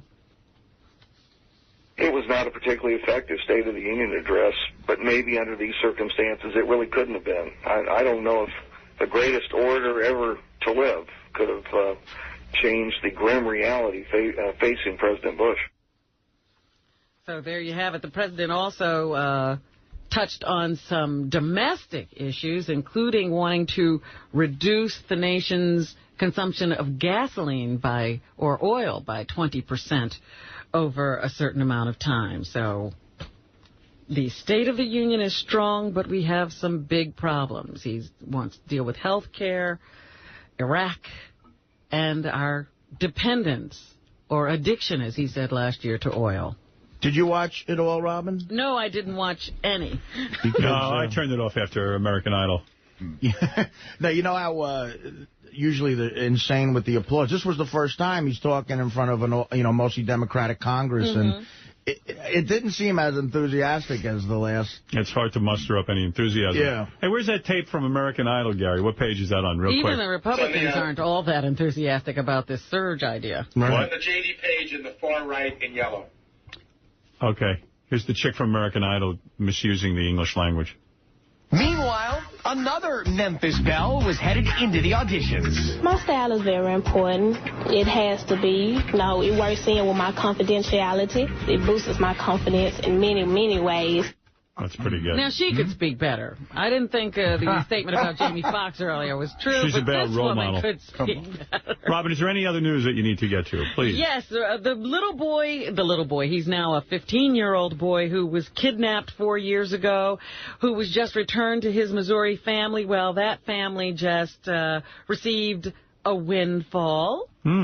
They were given a 4-bedroom home. Nice. By the McBride and Sons Homes Company. Hornbeck's aunt, Sherry Frazier, says they are speechless at the news. I bet. This new home will allow the family to focus their time and energies on the needs of Sean as and how to get him back on Oprah. he begins the road to recovery from this ordeal. It will allow them a fresh start for their family so they can begin making new memories in a safe and comfortable environment. What was the company to give him the house? I said it was McBride and Sons Homes. Great ad for that company. Absolutely. They also sort of have an explanation for the whole Oprah thing. They say that Oprah Winfrey, Negro woman from the South. Over the years, they had been supported by a number of people, and they just wanted to say thank you. And they thought that was the most appropriate way, I suppose, to do it, to go on Oprah. That's a good explanation. Yeah, you have to thank Oprah. Well, I guess they were using Oprah to thank all those people we didn't see. And how nice of Oprah to accept that responsibility. She could be used like that. To hustle that kid out in front of a national audience as soon as he got back from 4 years in captivity. I'll help you thank them. Yeah. Come on. Anything else, Robin? Governor McGreevey wrote a book about having to come out of the closet after he's a fag. Accused of sexually harassing one of his subordinates. Governor McCreepy. He made that resignation speech. What are you, a homo? Resigned, wrote a book, and then he went on Oprah, and now his former wife is going to write a book as well. I'd rather read her book. She says that enough already. She's been asked over and over again about the whole situation, and her story, her side of the story, has never gotten out there. So now she's going to put it all down and put it to rest and hope people stop asking her what it was like. I will adopt a cocksucker. She's married to a gay governor. Anything else, Robin? Saddam Hussein's corpse went on a little tour. Yes. Before he was actually buried. There's more video that has surfaced on the internet of the ambulance ride that took Saddam Hussein to his burial site. He was at the Luxor in Las Vegas for a weekend. Apparently it made a number of stops. Yes. So that, I guess, people could see it like a trophy corpse. Guess what we've got in the back of our truck? Come here. The space shuttle? Time. Take a look. What? Take a look at what we got. The body is shown splayed out on a gurney in a white cloth body bag in the back of the ambulance while gawkers crowd around it in a Baghdad street. So. Nice. More videotape of Saddam Hussein. Great success. What's the #1 dog in the country, Howard? Labrador Retriever. You are absolutely right. Actually, it's the Golden Retriever, isn't it? I thought it was Labs. I thought Labs are the #1 dog. Most people have a Lab. You're right. Labrador Retrievers are #1, but #2. I was shocked. I think, I remember reading a list like a while ago that it was some dog, but now I think it's like a poodle or something. It's the Yorkshire Terrier. Oh, Yorkshire Terrier. Terriers are tough dogs. I mean, anything terrier has a lot of energy. I mean, you got to have a yard and the whole thing. Really? Even those little? Yes. They're pretty little. Terriers mean terrible. They're terrorizing you. But I mean, if you got a situation where you want a dog that can exercise a lot, then that's the one for you. Yeah, the people from the Kennel Club say many modern dog owners prefer a portable, pint-sized pet that fits their modern, fast-paced lifestyle. I'm amazed how few people research really what they're getting. In other words, they see the dog and they go, "Oh, that's a cute dog." Like, my sister got years ago, so the dog's no longer alive, but the dog was a... Bearded Collie. Bearded Collie, that's right, like a herding dog, a sheepdog. It needs tremendous exercise. My sister didn't have enough time to... That dog had so much energy, you know. Why did she get the dog? Because she thought it was cute. She loved the dog and everything, but the dog had too much energy for her situation. You've got to read about the disposition of the animal. Well-bred dogs have a disposition. Like I was in the city, I said, I'm getting English Bulldog. They don't hardly need exercise. They hardly need any exercise. I know how to say it. I'm a role model. But the fact of the matter is they need very little exercise, and that's what I was into. But people go, "Oh, I was going by the pet store, and I grabbed a dog." First of all, buying from a pet store is, like, sinful. It is? Yes. Because the breeders are, well, I don't know if you care. But no, I do, but I'm saying the breeders aren't the most always reputable. You don't know where they're really coming from, these animals. Really, from all pet stores. A lot of them aren't purebred, even though they say they are. I don't know all. Not only are they not purebred, sometimes they are not well. Right. But you're making it sound like that's the rule. And then people give them up, and they end up at North Shore Animal League or something like that. Or perfectly good dogs end up at North Shore Animal League because people are bored with having an animal. It's a nightmare out there. So what you got to do is research what it is you want in terms of disposition, not looks. You don't buy the dog for looks as well. That can factor in. People make the same mistake. You can't get a high-energy dog if you're a fucking fat, lazy slob. Hey, let me tell you something. Dana got this enormous fucking dog, and I told her, I said, couldn't you at least gotten a smaller one? Because I do have a modern, fast-paced lifestyle, Robin. No. It's like Janice Dickinson. She looks good. You want to fuck her. Yeah. But she's too much trouble. Right. No, actually, the dog-women, comparison is very accurate. Yeah. But a lot of people, you see, they like these portable dogs. That you can stick in a purse. Well, that's okay, but get one with a disposition that suits you. I don't know. I didn't think anybody thought those dogs needed to have a disposition to be concerned about because they were so little. No. You still Some of them have are to yappy. be concerned, huh? Yeah, you most certainly do, Robin. All right. I'm an expert on anything. What else you want to know about? Do you need to take all this into consideration if you're getting a cat? No, cat's a cat. I mean, but I'll tell you what. I got an older cat. You know, I found the cat, and I saw the disposition first. In other words, I didn't have a kitten because I wanted a certain type of cat. I wanted a friendly cat. Some of them are more standoffish. I thought all cats are like assholes, though. No. Some are more friendly than others. Some can actually, like, kind of bond with you. I'm bringing my cat in here. You'll fall in love with my cat. Well, I mean, they're cute, but, you know, you want a cat who's willing to blow you. You know, I can find you that. Take it easy over there. Yeah, I'm kidding. I have a bagel high. Anybody else have anything to say, or can Robin continue? Convicted Watergate conspirator E. Howard Hunt has died at the age of 88. God, I love him. He died yesterday at the North Shore Hospital in Miami following a lengthy battle with pneumonia. He had a distinguished career as a World War II vet and a CIA officer. As a consultant for then-President Richard Nixon, Hunt and another Nixon aide, G. Gordon Liddy, plotted to bug the Democratic National Convention or their committee headquarters in Washington's Watergate Hotel. 5 men were arrested trying to burglarize the DNC offices on June 17, 1972. Hunt eventually pled guilty to wiretapping and conspiracy charges and served 33 months in prison. He said he was never in Watergate, yet it was always linked to his name once it happened. Very nice. He did time.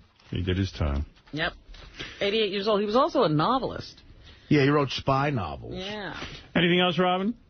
The Academy Awards were announced yesterday, and people are reacting. If Bobble doesn't win, I won't come to work. You're going to what? Babble. Bobble. Babble. Sorry. Let's see. Alan Arkin from Little Miss Sunshine. He was great in that. He was nominated for Best Supporting Actor, and he says this is his definition of a loser. What number? Actually, I don't have that one. So I didn't forget think you that did. one. He didn't hold up a picture of me, did he, Robin? I had that yesterday. The Vegas odds makers are in with their assessment. Here is John Avello to talk about the favorites, 2-9. All right, John Avello, everybody. Love these guys. The leader for the Best Picture is The Departed. For Best Actor, Forrest Whitaker. For Best Actress, Helen Mirren. And for Best Director, Martin Scorsese. Scorsese. Mr. Martin Scorsese. Leonardo DiCaprio, who was nominated for Blood Diamond, says he's rooting for Scorsese. I'll be rooting for him. You know that. You know I'll be rooting for Scorsese. There's no question about that. And he says it's Sazy, so I don't know who's right here. And Jennifer Hudson of American Idol fame says her Oscar nomination means a lot. Oh, it's a big deal. Are you kidding? I mean, Simon was wrong. You got a tape of that? What number? 2-8. 2-8. Oh, don't have that. Don't have that one I'm either. all over the place today. Yeah. Sorry, Will. That website's going to fill up, Robin. You better watch yourself. Keith Urban, who is the husband of Nicole Kidman, has just completed 3 months of rehab. Well, that's a great way to start a marriage. Boy, that girl knows how to pick them, huh? I got to tell you. Here he is talking about it. He says life had become unmanageable for him. 3-3. Who said that? Keith Urban. You sure you got that? 3-3. 3-3. Jeez, you're a busy woman. Hold on. I got to hear this guy. Now, there was no big cataclysmic event that happened right before I went in. What it was a lot of small things that were happening in my life, small moments that were starting to accumulate, and they were making my life unmanageable. And I got to the point where I wanted to go in to treat. Isn't that amazing? Like, you'd think that would be like a time she would have recognized it. I mean... Yeah, he was having this big wedding, and she didn't notice something was wrong? All right. Also, he says, it was a long time in rehab, 3-4. The reason why it was so long, too, was just what I was learning as I stayed in there. That first 30 days, I learned what they say in there, that abstinence is it's the ticket into the movie. It's not the movie. So... Right. And he does say that he got a lot of support from Nicole while he was in. My wife stayed extraordinarily strong and loving, and my friends and family were there, and man, it's just been really overwhelming. Super. And finally this morning, Dakota Fanning is in a new movie called Hound Dog, and it's getting a lot of people up in arms because there's a very graphic, I am told, rape scene. Holy mackerel! In the movie. Lots of people are talking about it. Here's the director, Deborah Kampmeyer, who says critics haven't seen the movie yet. Yeah, how would they know? The thing is, all the people who are upset about this movie have never seen this movie. And the people who actually support the film are the people who have seen it. And really important people are supporting the film. And I'm grateful for their support. And, you know, I think when people see the film, they'll be surprised. The thing is, all the people... All right. She says that the rape scene is handled delicately. Mm-hmm. She must be educated. All right, Robin. So if you haven't seen it, just wait. That's right. Keep your mouth shut. All right, Robin, thank you. And is that what's happening? That is. For all things King Norris, check out www.kingnorris.com. Artie Lang with Sal, Richard, Bob Levy, and the boys from Bubba the Love Sponge. March 23rd at the Lakeland Center, Lakeland, Florida. See Gary Delavate at Steven Singer Jewelers on the other corner of 8th and Walnut in Philadelphia on Thursday, February 8th at 3 p.m. See Sal, Richard, Rev Bob, and more Saturday, January 27th at the Majestic Theater, Detroit, Michigan. Go to Ticketmaster.com. Al, Reverend Bob, Shuley, Beetlejuice, Saturday, March 3rd at Headliners Music Hall, Morrisville, Kentucky. Call 502-584-8088 for tickets. The Reverend Bob Levy, Jim Florentine, Beetlejuice, and more. Friday, February 16th at the Ram's Head Live, Baltimore, Maryland. Call 410-244-1131 for tickets. And they'll also be at the Broadway Theater of Pittman, New Jersey on Saturday, February 17th. Call 856-384-8381 for tickets or visit RevBobLevy.com. To book Benji and his Naked Lesbian Bachelor Party Strippers and to see their new, dirty, interactive website, go to dialadancer.com or call 1-800-414-7808. Oh, that's good.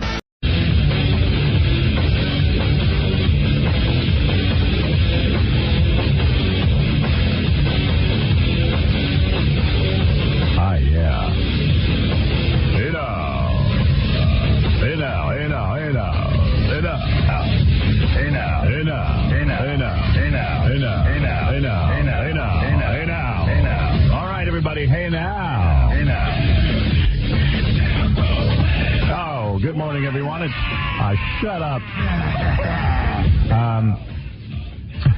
Hey now. Good morning, everybody. And welcome to the show. It is a beautiful day. A beautiful day yesterday for everybody but Rudy Giuliani. He's going to have a problem. He could run, you know, the only thing that might keep him from running is his wife just won't leave it alone and shut up. She keeps talking to the press. They're in a PR campaign now. Everybody's trying to win the favor of the people. It's a tough situation for Rudy, but you know, if you think about it, you wake up and think if you don't vote for Rudy and we don't have him in New York anymore, you're losing a great public servant. Well, now the question is, will Rudy run or will he get the prostate surgery? I don't know. Why, they're saying he should get the surgery? Well, they're saying that he has decided to take the most radical, you know, the most radical step to get rid of his cancer, which would be the surgery, which would lay him up for like 3 months. Wow. Well, but he says he hasn't done it. It's a terrible thing for Newsweek to say, but I don't know why they're saying it if they don't have proof. Because it's a slow news day, but they said to his wife, which is a totally ridiculous question, Donna Hanover, they said to her, hey, did Rudy get you anything for Mother's Day? And she's like, no. Well, what is wrong with the press, though? I mean, how heinous can you be to ask a woman who's just announced that she's divorcing her husband, did he get you a Mother's Day? The press is insane. They're horrible human beings. Keep asking questions. Please. Hey, I got to tell you, I am very, very excited because, first of all, we had some good weather here in New York. The weather excites you. It just makes me feel good. You can see I'm in an elevated mood. You can see I'm a happy man. I mean, just give me some nice weather for crying out loud. Some sunshine. Damn it. I mean, let me take a walk somewhere, get some fresh air. You know what I'm saying? just give me some air. Man. So I was watching some porno this week. You know what? Maybe let me take a break. I'm trying to porn. Yeah, well, you did that outside? I hung out with the crazy cabbie this weekend. An effort to see how insane he really is. Oh, my God. And the verdict is? Oh, he's crazy. Actually, he's pretty normal. I don't know if he was on good behavior or what. Well, he can't drink anymore. You probably should have seen him in his drinking Yeah, days. yeah. Now he's the tamed crazy cat. Yeah, he just walks around all night because we were in some club and he goes, yeah, I don't need to drink. I don't need to drink. I don't need it. Oh, no, that's the guy who wants to drink. Yeah. All right, listen, I'll tell you all about it. We just got to take a break. We'll get this thing going right after these words. By the way, tomorrow the Foo Fighters will perform live, and I'm very, very excited about it. Very excited about it. I like those guys. Does he still got that Taylor guy as his drummer? Yeah, you should be excited, too. About that. Yeah. Kid Rock will be in later this week. Jon Stewart, Sinead O'Connor, RuPaul, Roger Ebert will be in. Kid Rock, who got himself a girlfriend after saying, why would I bother? Yeah, James King, the model. Yeah. Now he knows why to bother. Right. Now all of a sudden he's bothering. All right, we got to take a break. We're going to come back and tell you everything that's going on. We have a whole bunch of goofy crap for you. Howard Stern Show. Hey now. Hey now. Yeah. All right. Hey now. Look who showed up. Crazy Cabbie is here. Evil. You know what? He reminds me of like a demented Jonathan Winters. Really? I love Jonathan Winters. Yeah. He was so underrated. So you can't insult him. A demented Jonathan Winters. He reminds me of a retarded Robin Williams. That guy not on speed. I love him, too. There you go. You know, I heard he's well hung. Yeah, I just want to... Who? Robin Williams? I believe that. He's packing a horse. How did you hear that? Through the grapevine. I bet you I know. I picked Eric's chat site. Is that right? Yeah. I picked Eric's gay chat site. Does he have a chat site? I don't know. Oh. I don't think so. Who's going on? Well, anyway, I was on the air last week complaining about porno and that I tried to pleasure myself to this porno called Erotic Witch Project. Right. And I got to tell you, and then when Erotic Witch Project sucked, I put in this DVD that was so complicated that the girls would come on and yell at you and tell you you're not good at working your DVD player. I swear. You idiot. I never even got to watch the porno. So Crazy Cabbie comes up to me and he says, he pulls me aside in the hall. He says, dude. He says, I can hook you up. He says, you've been very nice to me. He goes, I got the best porno. You have to watch this. So, he gives it to me. I shoved it in my bag. Because you're disgusted that you need this. Yes, I'm humiliated that I need porno. Porn is great. Porn is great, but, But you shouldn't really have to. I felt like I was scoring heroin, It's just like, Brown bag it and put it under the desk. It's like heroin is cooler. You don't want to be seen, getting porno. That's why they put it in a bag usually. And part of me wanted to say to Cabbie, oh, please, dude, I don't have time. Get away from me. I do that for the air. Please, you disgust me. Get away. Who do you think I am? So, but you know what? I'm not too proud. The porno screams loser, It's like, especially like two guys. This is the best porno. It's like two losers, just losers in the hallways at this radio station where we're supposed to be cool. Passing around their tapes. Passing around porno tapes. Go sit by yourself and watch this. Yeah. Hey, when you're alone. Yeah. There's no real cool way to exchange porno. Yeah. But anyway, so I went home this weekend and I'm trying to think what night I ended up watching this porno. Oh, I know what it was. Calling to you. Well, this is weird. What happened is, so like when did I see you? Saturday night? Yeah. Okay. I got to ask you about that, too. There's nothing to ask. No. So Saturday night. No, not about that part of it. Oh, yeah. I stood in front of that bar for an hour and a half waiting for you guys because Booker didn't tell me you guys were going out to eat. Oh, nice. Oh. Yeah, isn't that nice of him? Oh. He wants to keep his Howard to himself. Oh, they left him standing in the... They're like, we're going to meet you at the bar at 11:30. So I'm a military guy. I go to the bar at like 11:20. That's cool. I walk up to the door. The guy's like, are you on a list? I'm like, well, I don't know. I'm meeting friends. Well, who's your friend? I said, Howard Stern. Well, he's not on a list. He says, go stand on the corner because I can't stand in front of the place. Yeah, we went to this place called Spa, which was very happening. Yeah. I thought. Yes. I mean, I just don't know what to do with places like that. I don't either. You go there and, like, you know, there are people who know how to go to clubs. Yes. And then how to schmooze. Right. Me and Cabby are just standing in the corner. In the corner by ourselves. Yeah, talking to each other. Because you always think, well, what do they know that I don't know? Well, what's weird is there are guys, there's lots of hot chicks. Lots of yes. But I'm bad at going up to a chick and saying, hey, how you doing? I'm just bad at that. I don't want any part of that.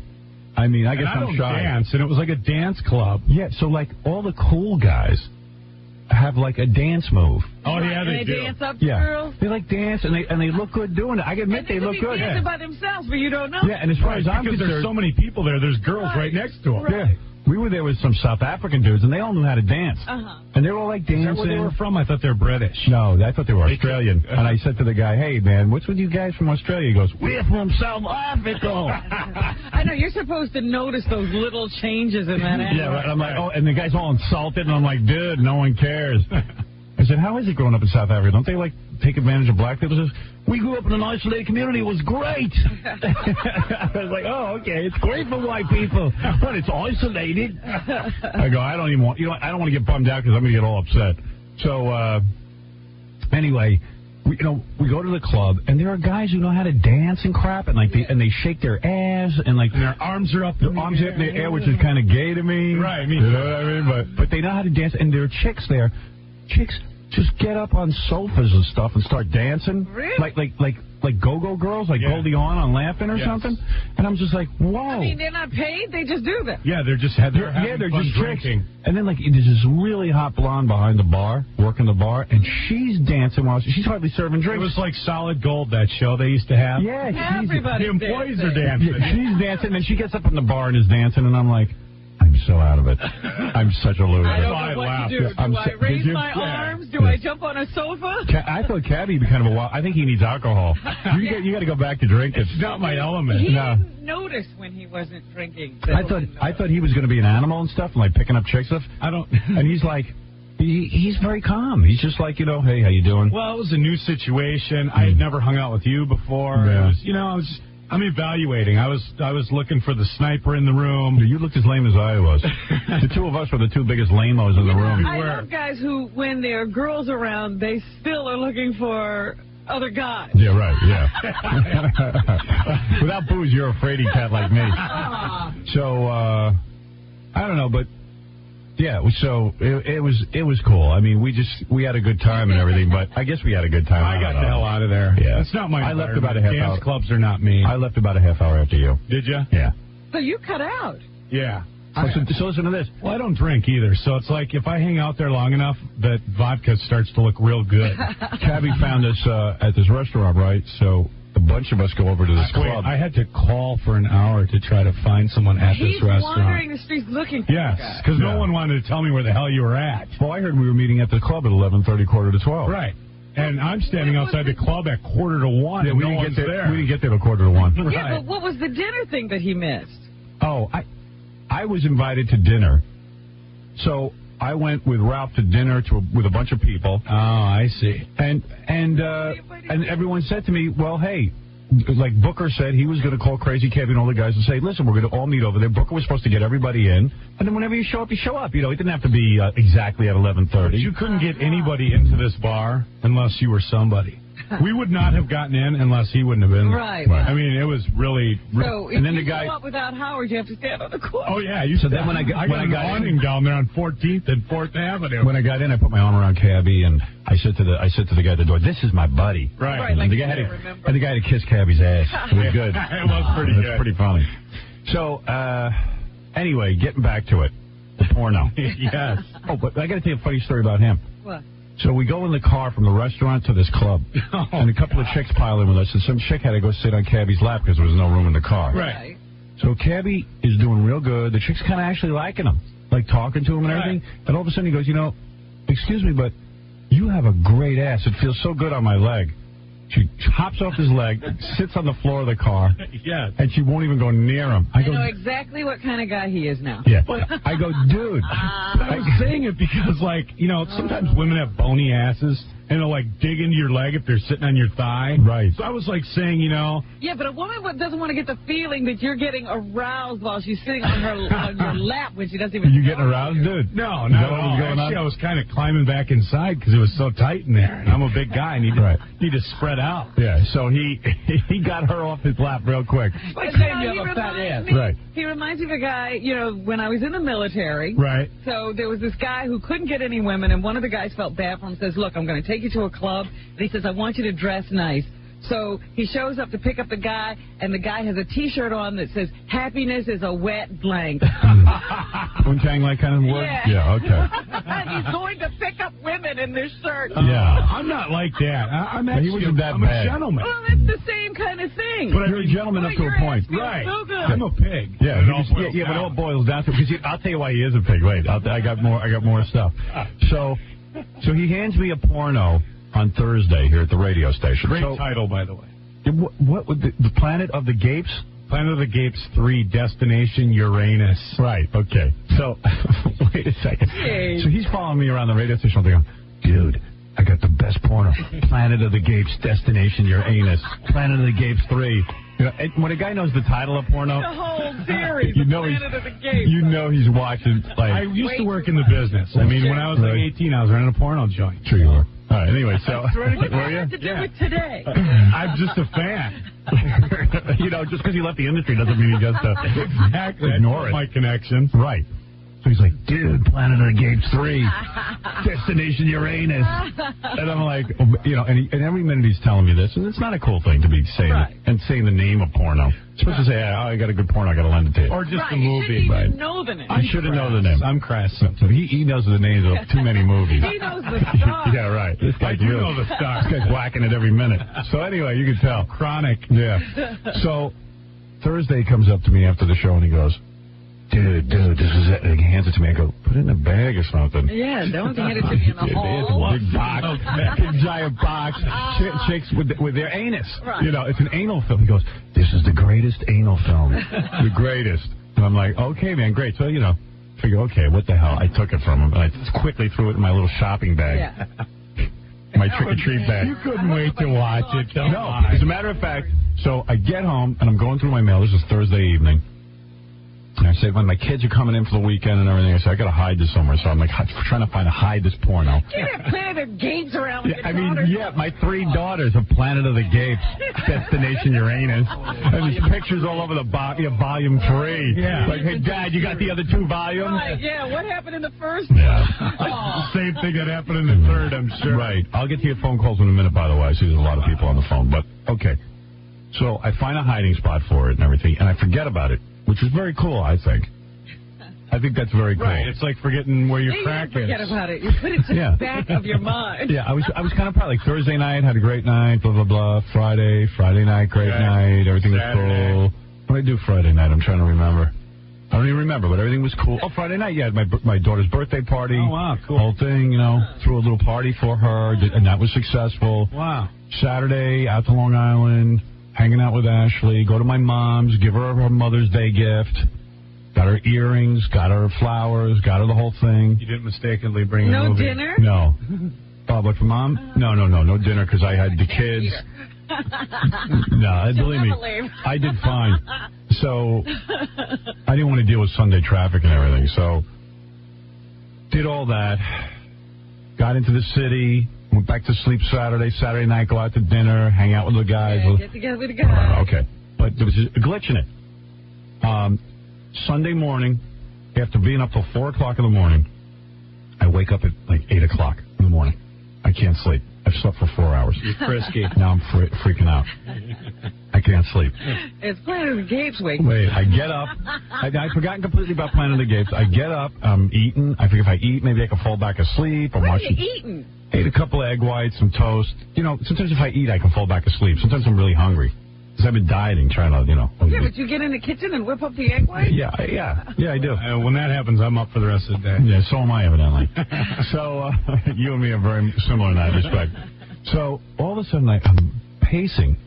And I'm like, I got to get back to sleep. I'm going to be miserable the rest of the day. And it's gorgeous outside Sunday. And I was just like, should I go out or should I? I mean, I only slept for 4 hours. The sun was already up. Yeah, I was like, looking like it was going to be a great day. Yeah, and I was like, what am I going to do? Do I get up and walk around and be miserable the rest of the day and cranky, or do I try and fall back asleep?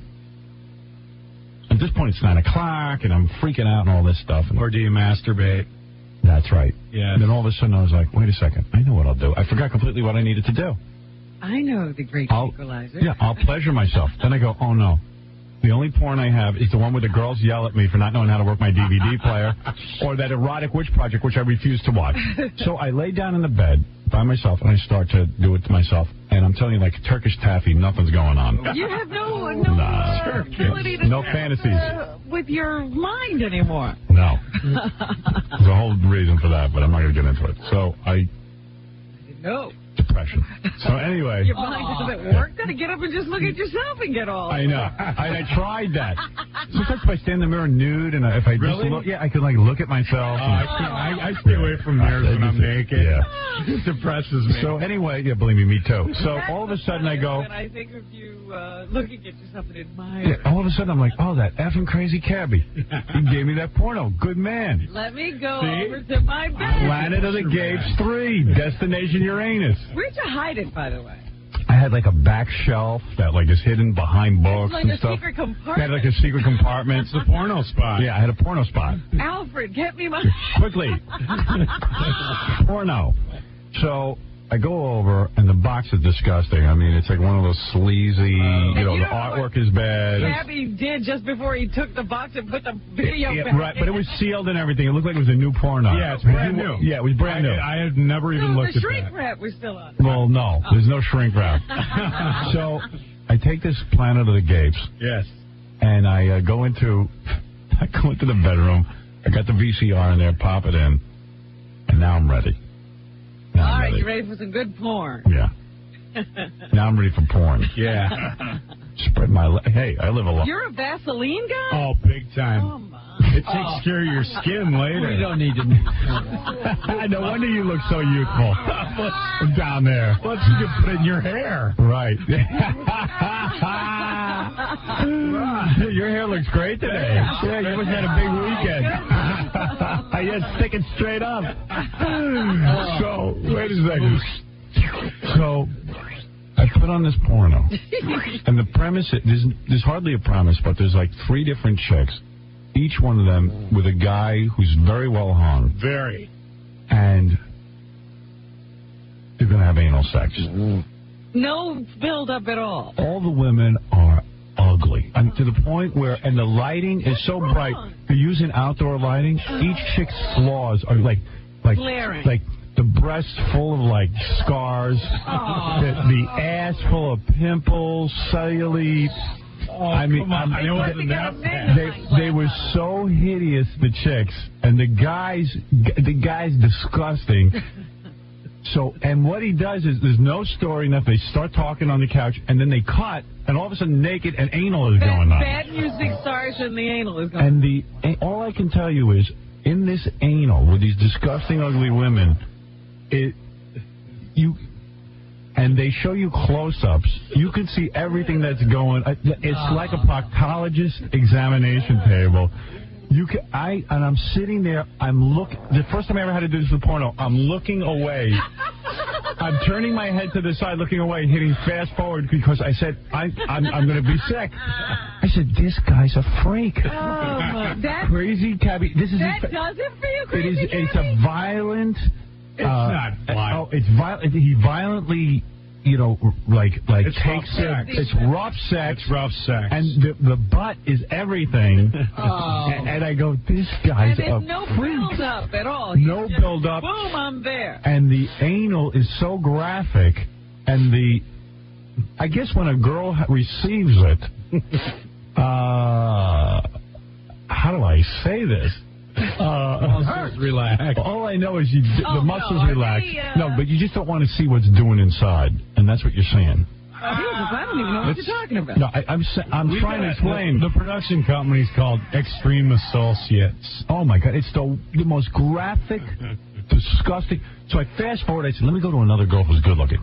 Second girl's a bigger pig than the first one. The first girl's got like belly fat and rolls, And I'm like. Jesus Christ, Cabby's doing it to this? This is his favorite porno? Second chick is worse, like Asian kind of, looks like her face is but you're skanky. and then the third chick is like a black chick, but not a black chick with the blonde hair. All the way to the end. I kept past, who's past the black chick? I think there's a blonde at the end. Oh, really? Yeah. Jeez, Cabby's seen the whole thing. Well, finally I found a scene that wasn't all that graphic. With I got into the black chick because she had a really nice body. Right. And I kind of did it quick to that before things got ugly. And then I was done. I was disgusted. I took it. I threw it right out. Jeez.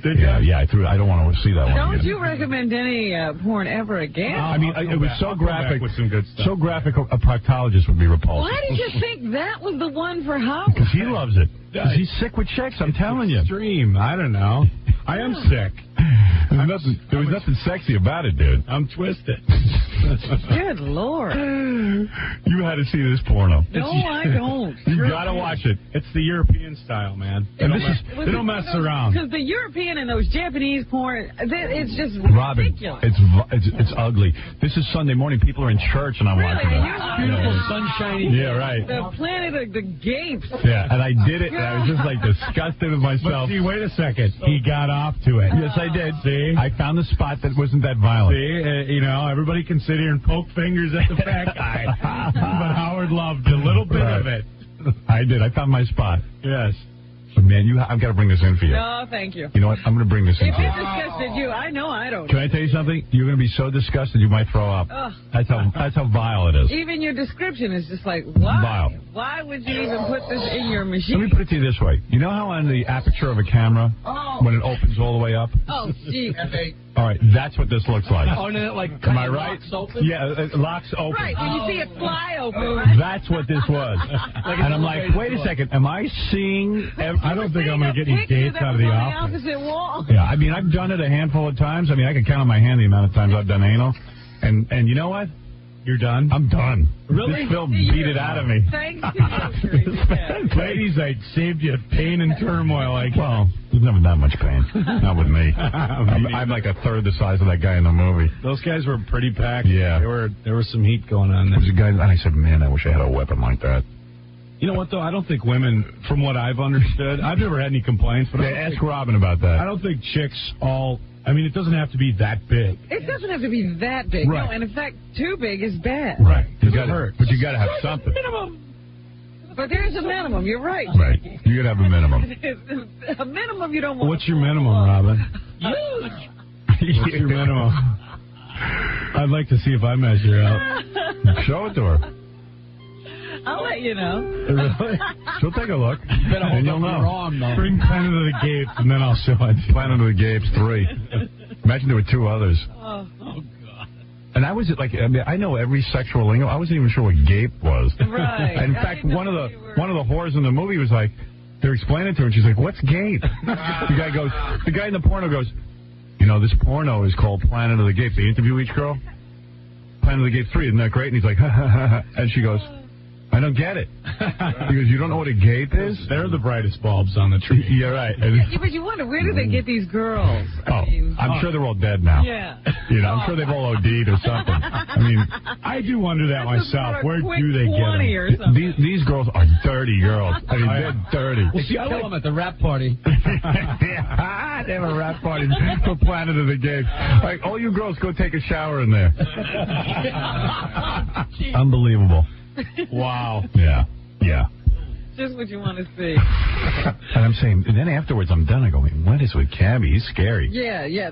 This sets you up to think that he's really... I'm really not that scary, though. Yeah, you are. I mean, I'm not watching the crazy bondage or the gangbang Sallies. I mean, like... Gangbang you can't get off to. No one can. It's disturbing. Yeah. I went and rented because you had that... What was it? Houston 500? Yeah. I went and rented that. Mm-hmm. I like it. You rent it, you return it and stuff. Yeah, it was like a documentary. Yeah, right. I mean, it wasn't there was nothing turn on about it. It was disgusting. That is not hot porno. Oh, my. Those gangbang films are not hot. I don't know why they do them. They must be popular, though. Guys want to see it. Going on. You know what I think it is? If you sell like 500 pornos, that's a big amount of pornos. Right? So they get the 500 guys to buy it. Yeah, I guess you can get 500 guys to buy it. No, because, you know, I worked in the business. You know, the when they put the movies out and sell them, the people who buy the movies, like the stores, they're only paying $2 a pop for them. Really? And then they turn around and sell them for $49. That's where your money's made. Oh, I see. Yeah. But there's so much. I mean, I think the adult business last year was $10 billion. I mean, it's out of control. There were 20 billion movies. It's $1 a movie. You know, what's funny is, and I couldn't help but think of the irony of this, I'm lying in a mess on Sunday morning thinking Cabby has a problem. He's weird. Because you used his porno. Yeah. I'm like, he's got a problem. I'm Vanilli. Wow, look at me. He's got a problem. I don't. Oh, he's sick. Yeah, I don't. Yeah, he's a pervert. I'll tell you that. Hey, Mark, you're on the air. Go ahead. Let's take a couple of phone calls. Welcome to the show. It is Monday morning. Beautiful. Happening Monday. Happening Monday. What's up, Mark? Not much, Howard. How you doing this morning? What's up? Hey, I got a good one for you. Nomadland. Oh, geez, now you're going to get recommendations. There's so much porno out there. Nomadland? Nomadland, 24. It's all girls working out. Well, it's working out? Working out. It's better than Planet of the Apes, at least in I title. don't know. I haven't seen that one, but the way you described it sounds pretty raunchy. All right, I'll check it out, man. You know what? I don't want to discuss good porno right now. I'm trying to think I'm better than that. The No Man's Land series sucks. Does it? Yeah. It's horrible. You know that. Yeah, it's horrible. Well, what's wrong with that? It's bad. It's bad girl porno. There's much better. It's not hardcore stuff out there. See, but you're a little too hardcore for me, man. No, I don't want to see. hardcore, I don't want a gynecology exam. No, I understand that. No. You should try Max Hardcore. His series is pretty twisted and good. You don't seem to be embarrassed buying it, so I don't care. Right. You go into the store and I fought for the right to buy whatever I want. Right. You know what I mean? Yeah, you were in the Gulf War. Exactly. That's right. I earned the right. Right. This guy likes a lot of stretched, zitty skin. I'm telling you, I know what he's into. That's from being in the desert. Yeah. No, I like just average women. I like average, plain Jane women because they get a little more dirty. Yeah. Well, these girls are definitely dirty, but man, and even their hair, they shave it. Looking at their faces, though. Faces, their body. When a chick's in porn, let me ask you something. When a chick's in porn, should she have big rolls of belly fat? Oh, I don't think she had big rolls of belly. I'm bringing it in. Yeah, I mean, put some makeup. I know these are low budget, but put a little makeup on the zits on her ass. Just give me the impression that she's hot. Where can I apply for that job? It's like, wow. So then after I did it, then I said, okay, I'm gonna roll over and go to sleep. Couldn't even go to sleep. I wasted everything. Thoughts of gapes were dancing in your head. So I lay there for 20 minutes, and then I called my friend Richie, and we went out for a walk. Thank God he was awake, because he had been out with us, too. He was up 5:30 and 6 in the morning. Were they? They were still going. They were still going. Let's go. There are guys who go... There are guys out there who can party all night. But they can sleep, so they go home and sleep. They go home and sleep till 6. But I wanted to go out and walk around. It was a nice day. But they don't care about that. I would have walked with you. Yeah? Yeah. Well, you don't live nearby. I'd take a subway. Yeah. Christ, I have no friends. All right, I'll call you. All right. He's begging you. Let him walk with Exactly. you. All right, I'll call you, dude. He'll bring you some more porno. We'll throw football. You know what? After watching Planet of the Apes, I didn't feel like hanging with you all that much. I needed a day away from you. I just spent the night with you. It was enough. He was feeling like, maybe you were a little taxi driver-ish. I think I'd had enough of you for the day. Oh, man. Hey, what's with this guy? All right, Mary, go ahead. Good morning, Howard. Hey, honey. Good morning, Robin. How are you? F. Jackie. Right. Howard, you hurt me so much when you gave that bum $10,000. You knew he was going to waste it. It didn't help him. I'm a waitress. I work so hard, 6 days a week. And it kills me you give this bum $10,000. Well, I can barely pay my rent. On the television show. Yeah, this week's television show featured Homeless Jeopardy. I watched that. Wasn't that great? Oh, it was It was so good. Did you see the guy went out and bought a drum kit? Oh, it was, and he lost everything at the end. It's his money. Yeah, we went out playing buckets again. Yeah, it doesn't matter. We gave him $10,000. He went through it in a couple of days. Got the best hotel rooms. Threw a party. Oh my God. If I had $10,000, I would invest it. I would help myself. I would help my kids. You know what? But that's what honey. If we'd given you $10,000, it just wouldn't have been funny. It wouldn't have been funny, no. Yeah, think about it. This guy. So the funniest thing to me is he's laying in the hotel room. He's partied all night. Right. He's got his $10,000. He's now down to about $600 or something. I feel guilty if I spent $20 $200 in the bar. Right. You know? So all of a sudden, in the corner of the room, this is why he's homeless. Just go through the corner of the room. The guy has gone out and bought a $1,200 drum set. And a ring. And a ring. Did you see the diamond ring? Yeah. I'm like, he's homeless. He's buying a pinky ring. Yeah. Hey, he wants to look good. Yay. Hey, it's his money. So, He's wearing rings, but he's also wearing a pinky ring. and I knew it would piss off every hard-working person. I know. I'm curious with you. I love you, Harry, but I'm so pissed at both of you. But listen, you know what? I'm the eternal optimist. I thought that the guy would go out and, put it in the bank. Take care of business. Take care of some business. You did this before on Channel 9 show, but you did that with All right, but hey, you never know. Every guy's different. Thinking he's going to find the one. I figure maybe he's going to put away a little something, get himself a roof over his head, and you know get what, himself though? together to get a job. If you gave me 10 grand, I'd blow it. Yeah, I wouldn't blow it, but I would. No, I you love you, wouldn't. Harry, anyway, but that's the only thing I ever got mad at you for in 15 years I've been listening. Don't get mad at me, man. You gave him that money. Well, yeah, I gave him the money, but that, it's up to him what he does So with it. easy. You know, she's right, though, Howard. We've done the homeless thing like 6 times now, and these guys all It never works. I'll do it again. They're crying and they're saying, "I'm gonna find my daughter. You changed my life. I'm gonna straighten up my life." And then a week later, they're out drunk or whatever they do. But when he had the drums, I'm saying to myself, where is he going to put the drums? Yeah, he only had, that hotel room that night was the only place he ever had to put those drums. I wish you would have jumped out the window, please. Man. I hate that guy. I didn't see the show, Howard. Where did? I don't hate him, but I'm just furious. I have no money. We heard that. He had the drums in the corner of the room. And what did he do with them? I don't know. He never played them on... The guys never I don't know. Maybe the guys who videotaped it could tell me, but...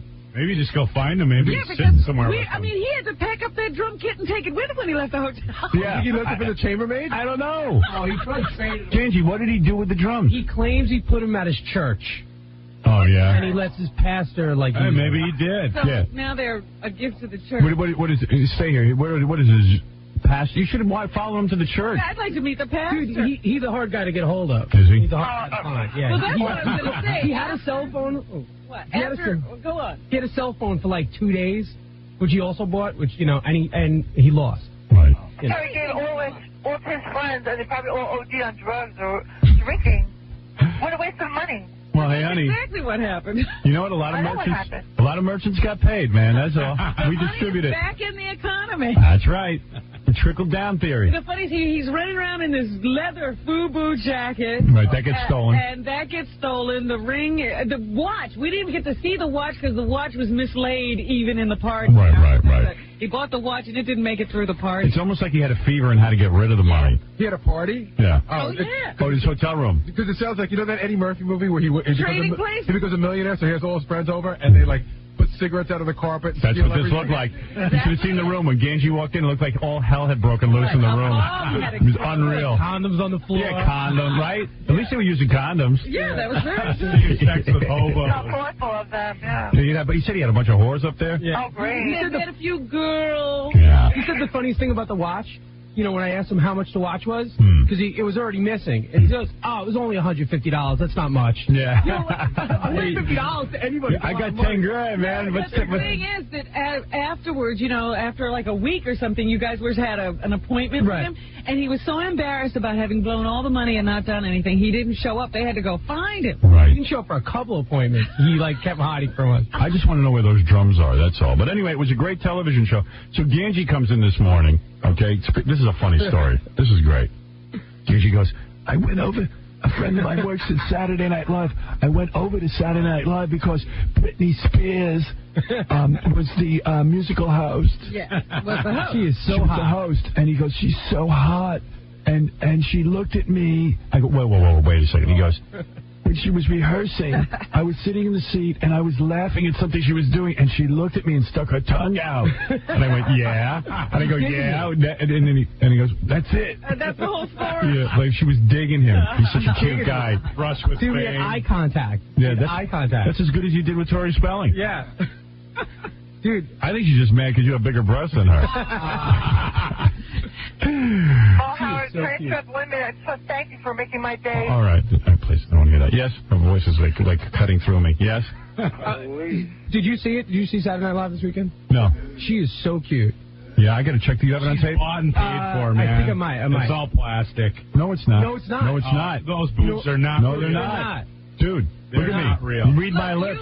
They're not. Planet of the Apes. You don't know. And by the way, hey, at least I know a real woman. And by the way, does anybody care if they're fake? I don't. What? Yeah, so what were you saying? I was saying, she was wearing like the lowest cut outfits, and at one point she was wearing this little outfit where you see like her underwear hanging out. Right. I was just saying. I dig that when chicks, like they wear their outfits so you can see their underwear. Yeah. That's hot. I was in the tabloids this week, and they had a picture of Courtney Cox. Yeah. Who just made a lot of money.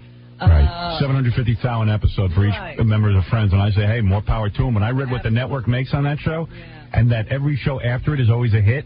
And that it's going into syndication, and they'll make money over and over and over again on that. Why not? So anyway, they had a picture of her climbing somewhere, and her pants slipped down, and you see she's wearing a thong. That's cute. That's the coolest. Can I have that picture? God bless her is right. God bless that girl. I love her. She's no spring chicken. All right, so Ganty's like, yeah, man, she was looking at me. Britney Spears. She stuck her tongue out at me. Yeah. Dude, I'm telling you. You think you're like a cute guy. I am. I do. I think I But you never score. Well, because, all right, that was an odd situation. It's not like I'm going to go jump over a barricade to get to her. Why not? Yeah, why not? I should have thrown my ass out. I accosted Gwyneth Paltrow the other night at a concert. Did you? What'd you do? I got a picture with her with my middle finger up. Yeah? Yeah. Did you? Where was this? Some show at the Irving Plaza. Travis, their new boring, depressing English rock band that came over. Are they from Australia? No, they're English. They're like Oasis, but they're a little more mellow. Oh, yeah? They don't have the big rock star. They're like Radiohead. Yeah. They're like Radiohead. Semi-radio. And she goes to everything, Gwyneth Paltrow. Well, she's there with some guy, and this record label guy's like, oh, it's Gwyneth Paltrow. I want to get a picture with her. Are you buying that? This is going to last, I can tell. You guys had a lot of uncomfortable conversations. She's a spitfire. What were you doing when he met you? I'm a model. Are you? Yeah, I could see that. How'd Good you Lord. meet? How'd you meet? Where do you model? I used to live here, actually, but I haven't modeled in 2 years. I have a 2-year-old little boy, so I've been doing mostly Dallas and Houston, swimsuits, catalog, that kind of thing. Man. But how did they meet? We were introduced by a couple, Ward and Kay Lay. Ward Lay's father was the founder of Frito-Lay. Oh, man, you got some rich friends. Is there actually a family named Lay? Absolutely. Frito-Lay. I didn't know that. Hey, Mr. Lay! God damn. I know it. And so, actually, his wife, Kay, called me and said that there's someone that I want you to meet. Nobody ever calls me and introduces me to anybody. No one ever introduces me to anybody. And I talked to Tiffany on the phone, and we set up a meeting at a shopping center called Highland Park Village in Dallas. And so it was like a blind date. It was a blind date. I went there, and he was bald. Yeah, and that freak you out? Chicks don't dig that. Not when I saw a smile in his eyes. That sounds so cheesy. Right. And it really is, but no. Not after you also found out he had $200 million. He walked in with his bankroll. You know what? You know what? I would tape the money to my head. But Howard, the thing was, as I was sitting in a Starbucks, and I was waiting for Tiffany to come in. She described herself as a tall blonde. And I was sitting there, and then Tiffany had apparently gotten there and gone over next door to Calvin Klein. So I was sitting there, and a girl walks in, and I looked up and I said, oh my God, I hope that isn't her. Man, she was a real mess. Oh. Yeah. Oh. So I got up. Tall and blonde. Right. I ended up going over to Calvin Klein. I was standing there, and I turned around, and she walked in, and I said, it's got to be. It's got to be. Got to be. Got to be. Please, dear God. Yeah, your friends wouldn't do that to you. Right. Howard, I got a question for Tiffany. It's insulting when your friends set you up with a real ugly chick. Tiffany, when your friends are setting you up with him, how do they describe him to you? What do they say? Okay, she thought he'd be perfect for me because we had been eating at a restaurant, and an ex-football player him. But what do they say? At any point did they talk about his money? Yeah, of course. I'm just checking. But actually, no. She said, this guy's perfect for you because he's 6'3". $200 million. He's well off. Right. And he's funny, and he has gray hair, and I'm really big into gray hair and muscles. Really? So. It's basically hair, no money, yes. How long does it take before you two have sex? I mean, did it take a while? 4 months. 4 months. That's a long way, dude. That is a long way. He's shaking his head. What's her current allowance? I mean, what do you got her on? What kind of stipend? $10,000 a month?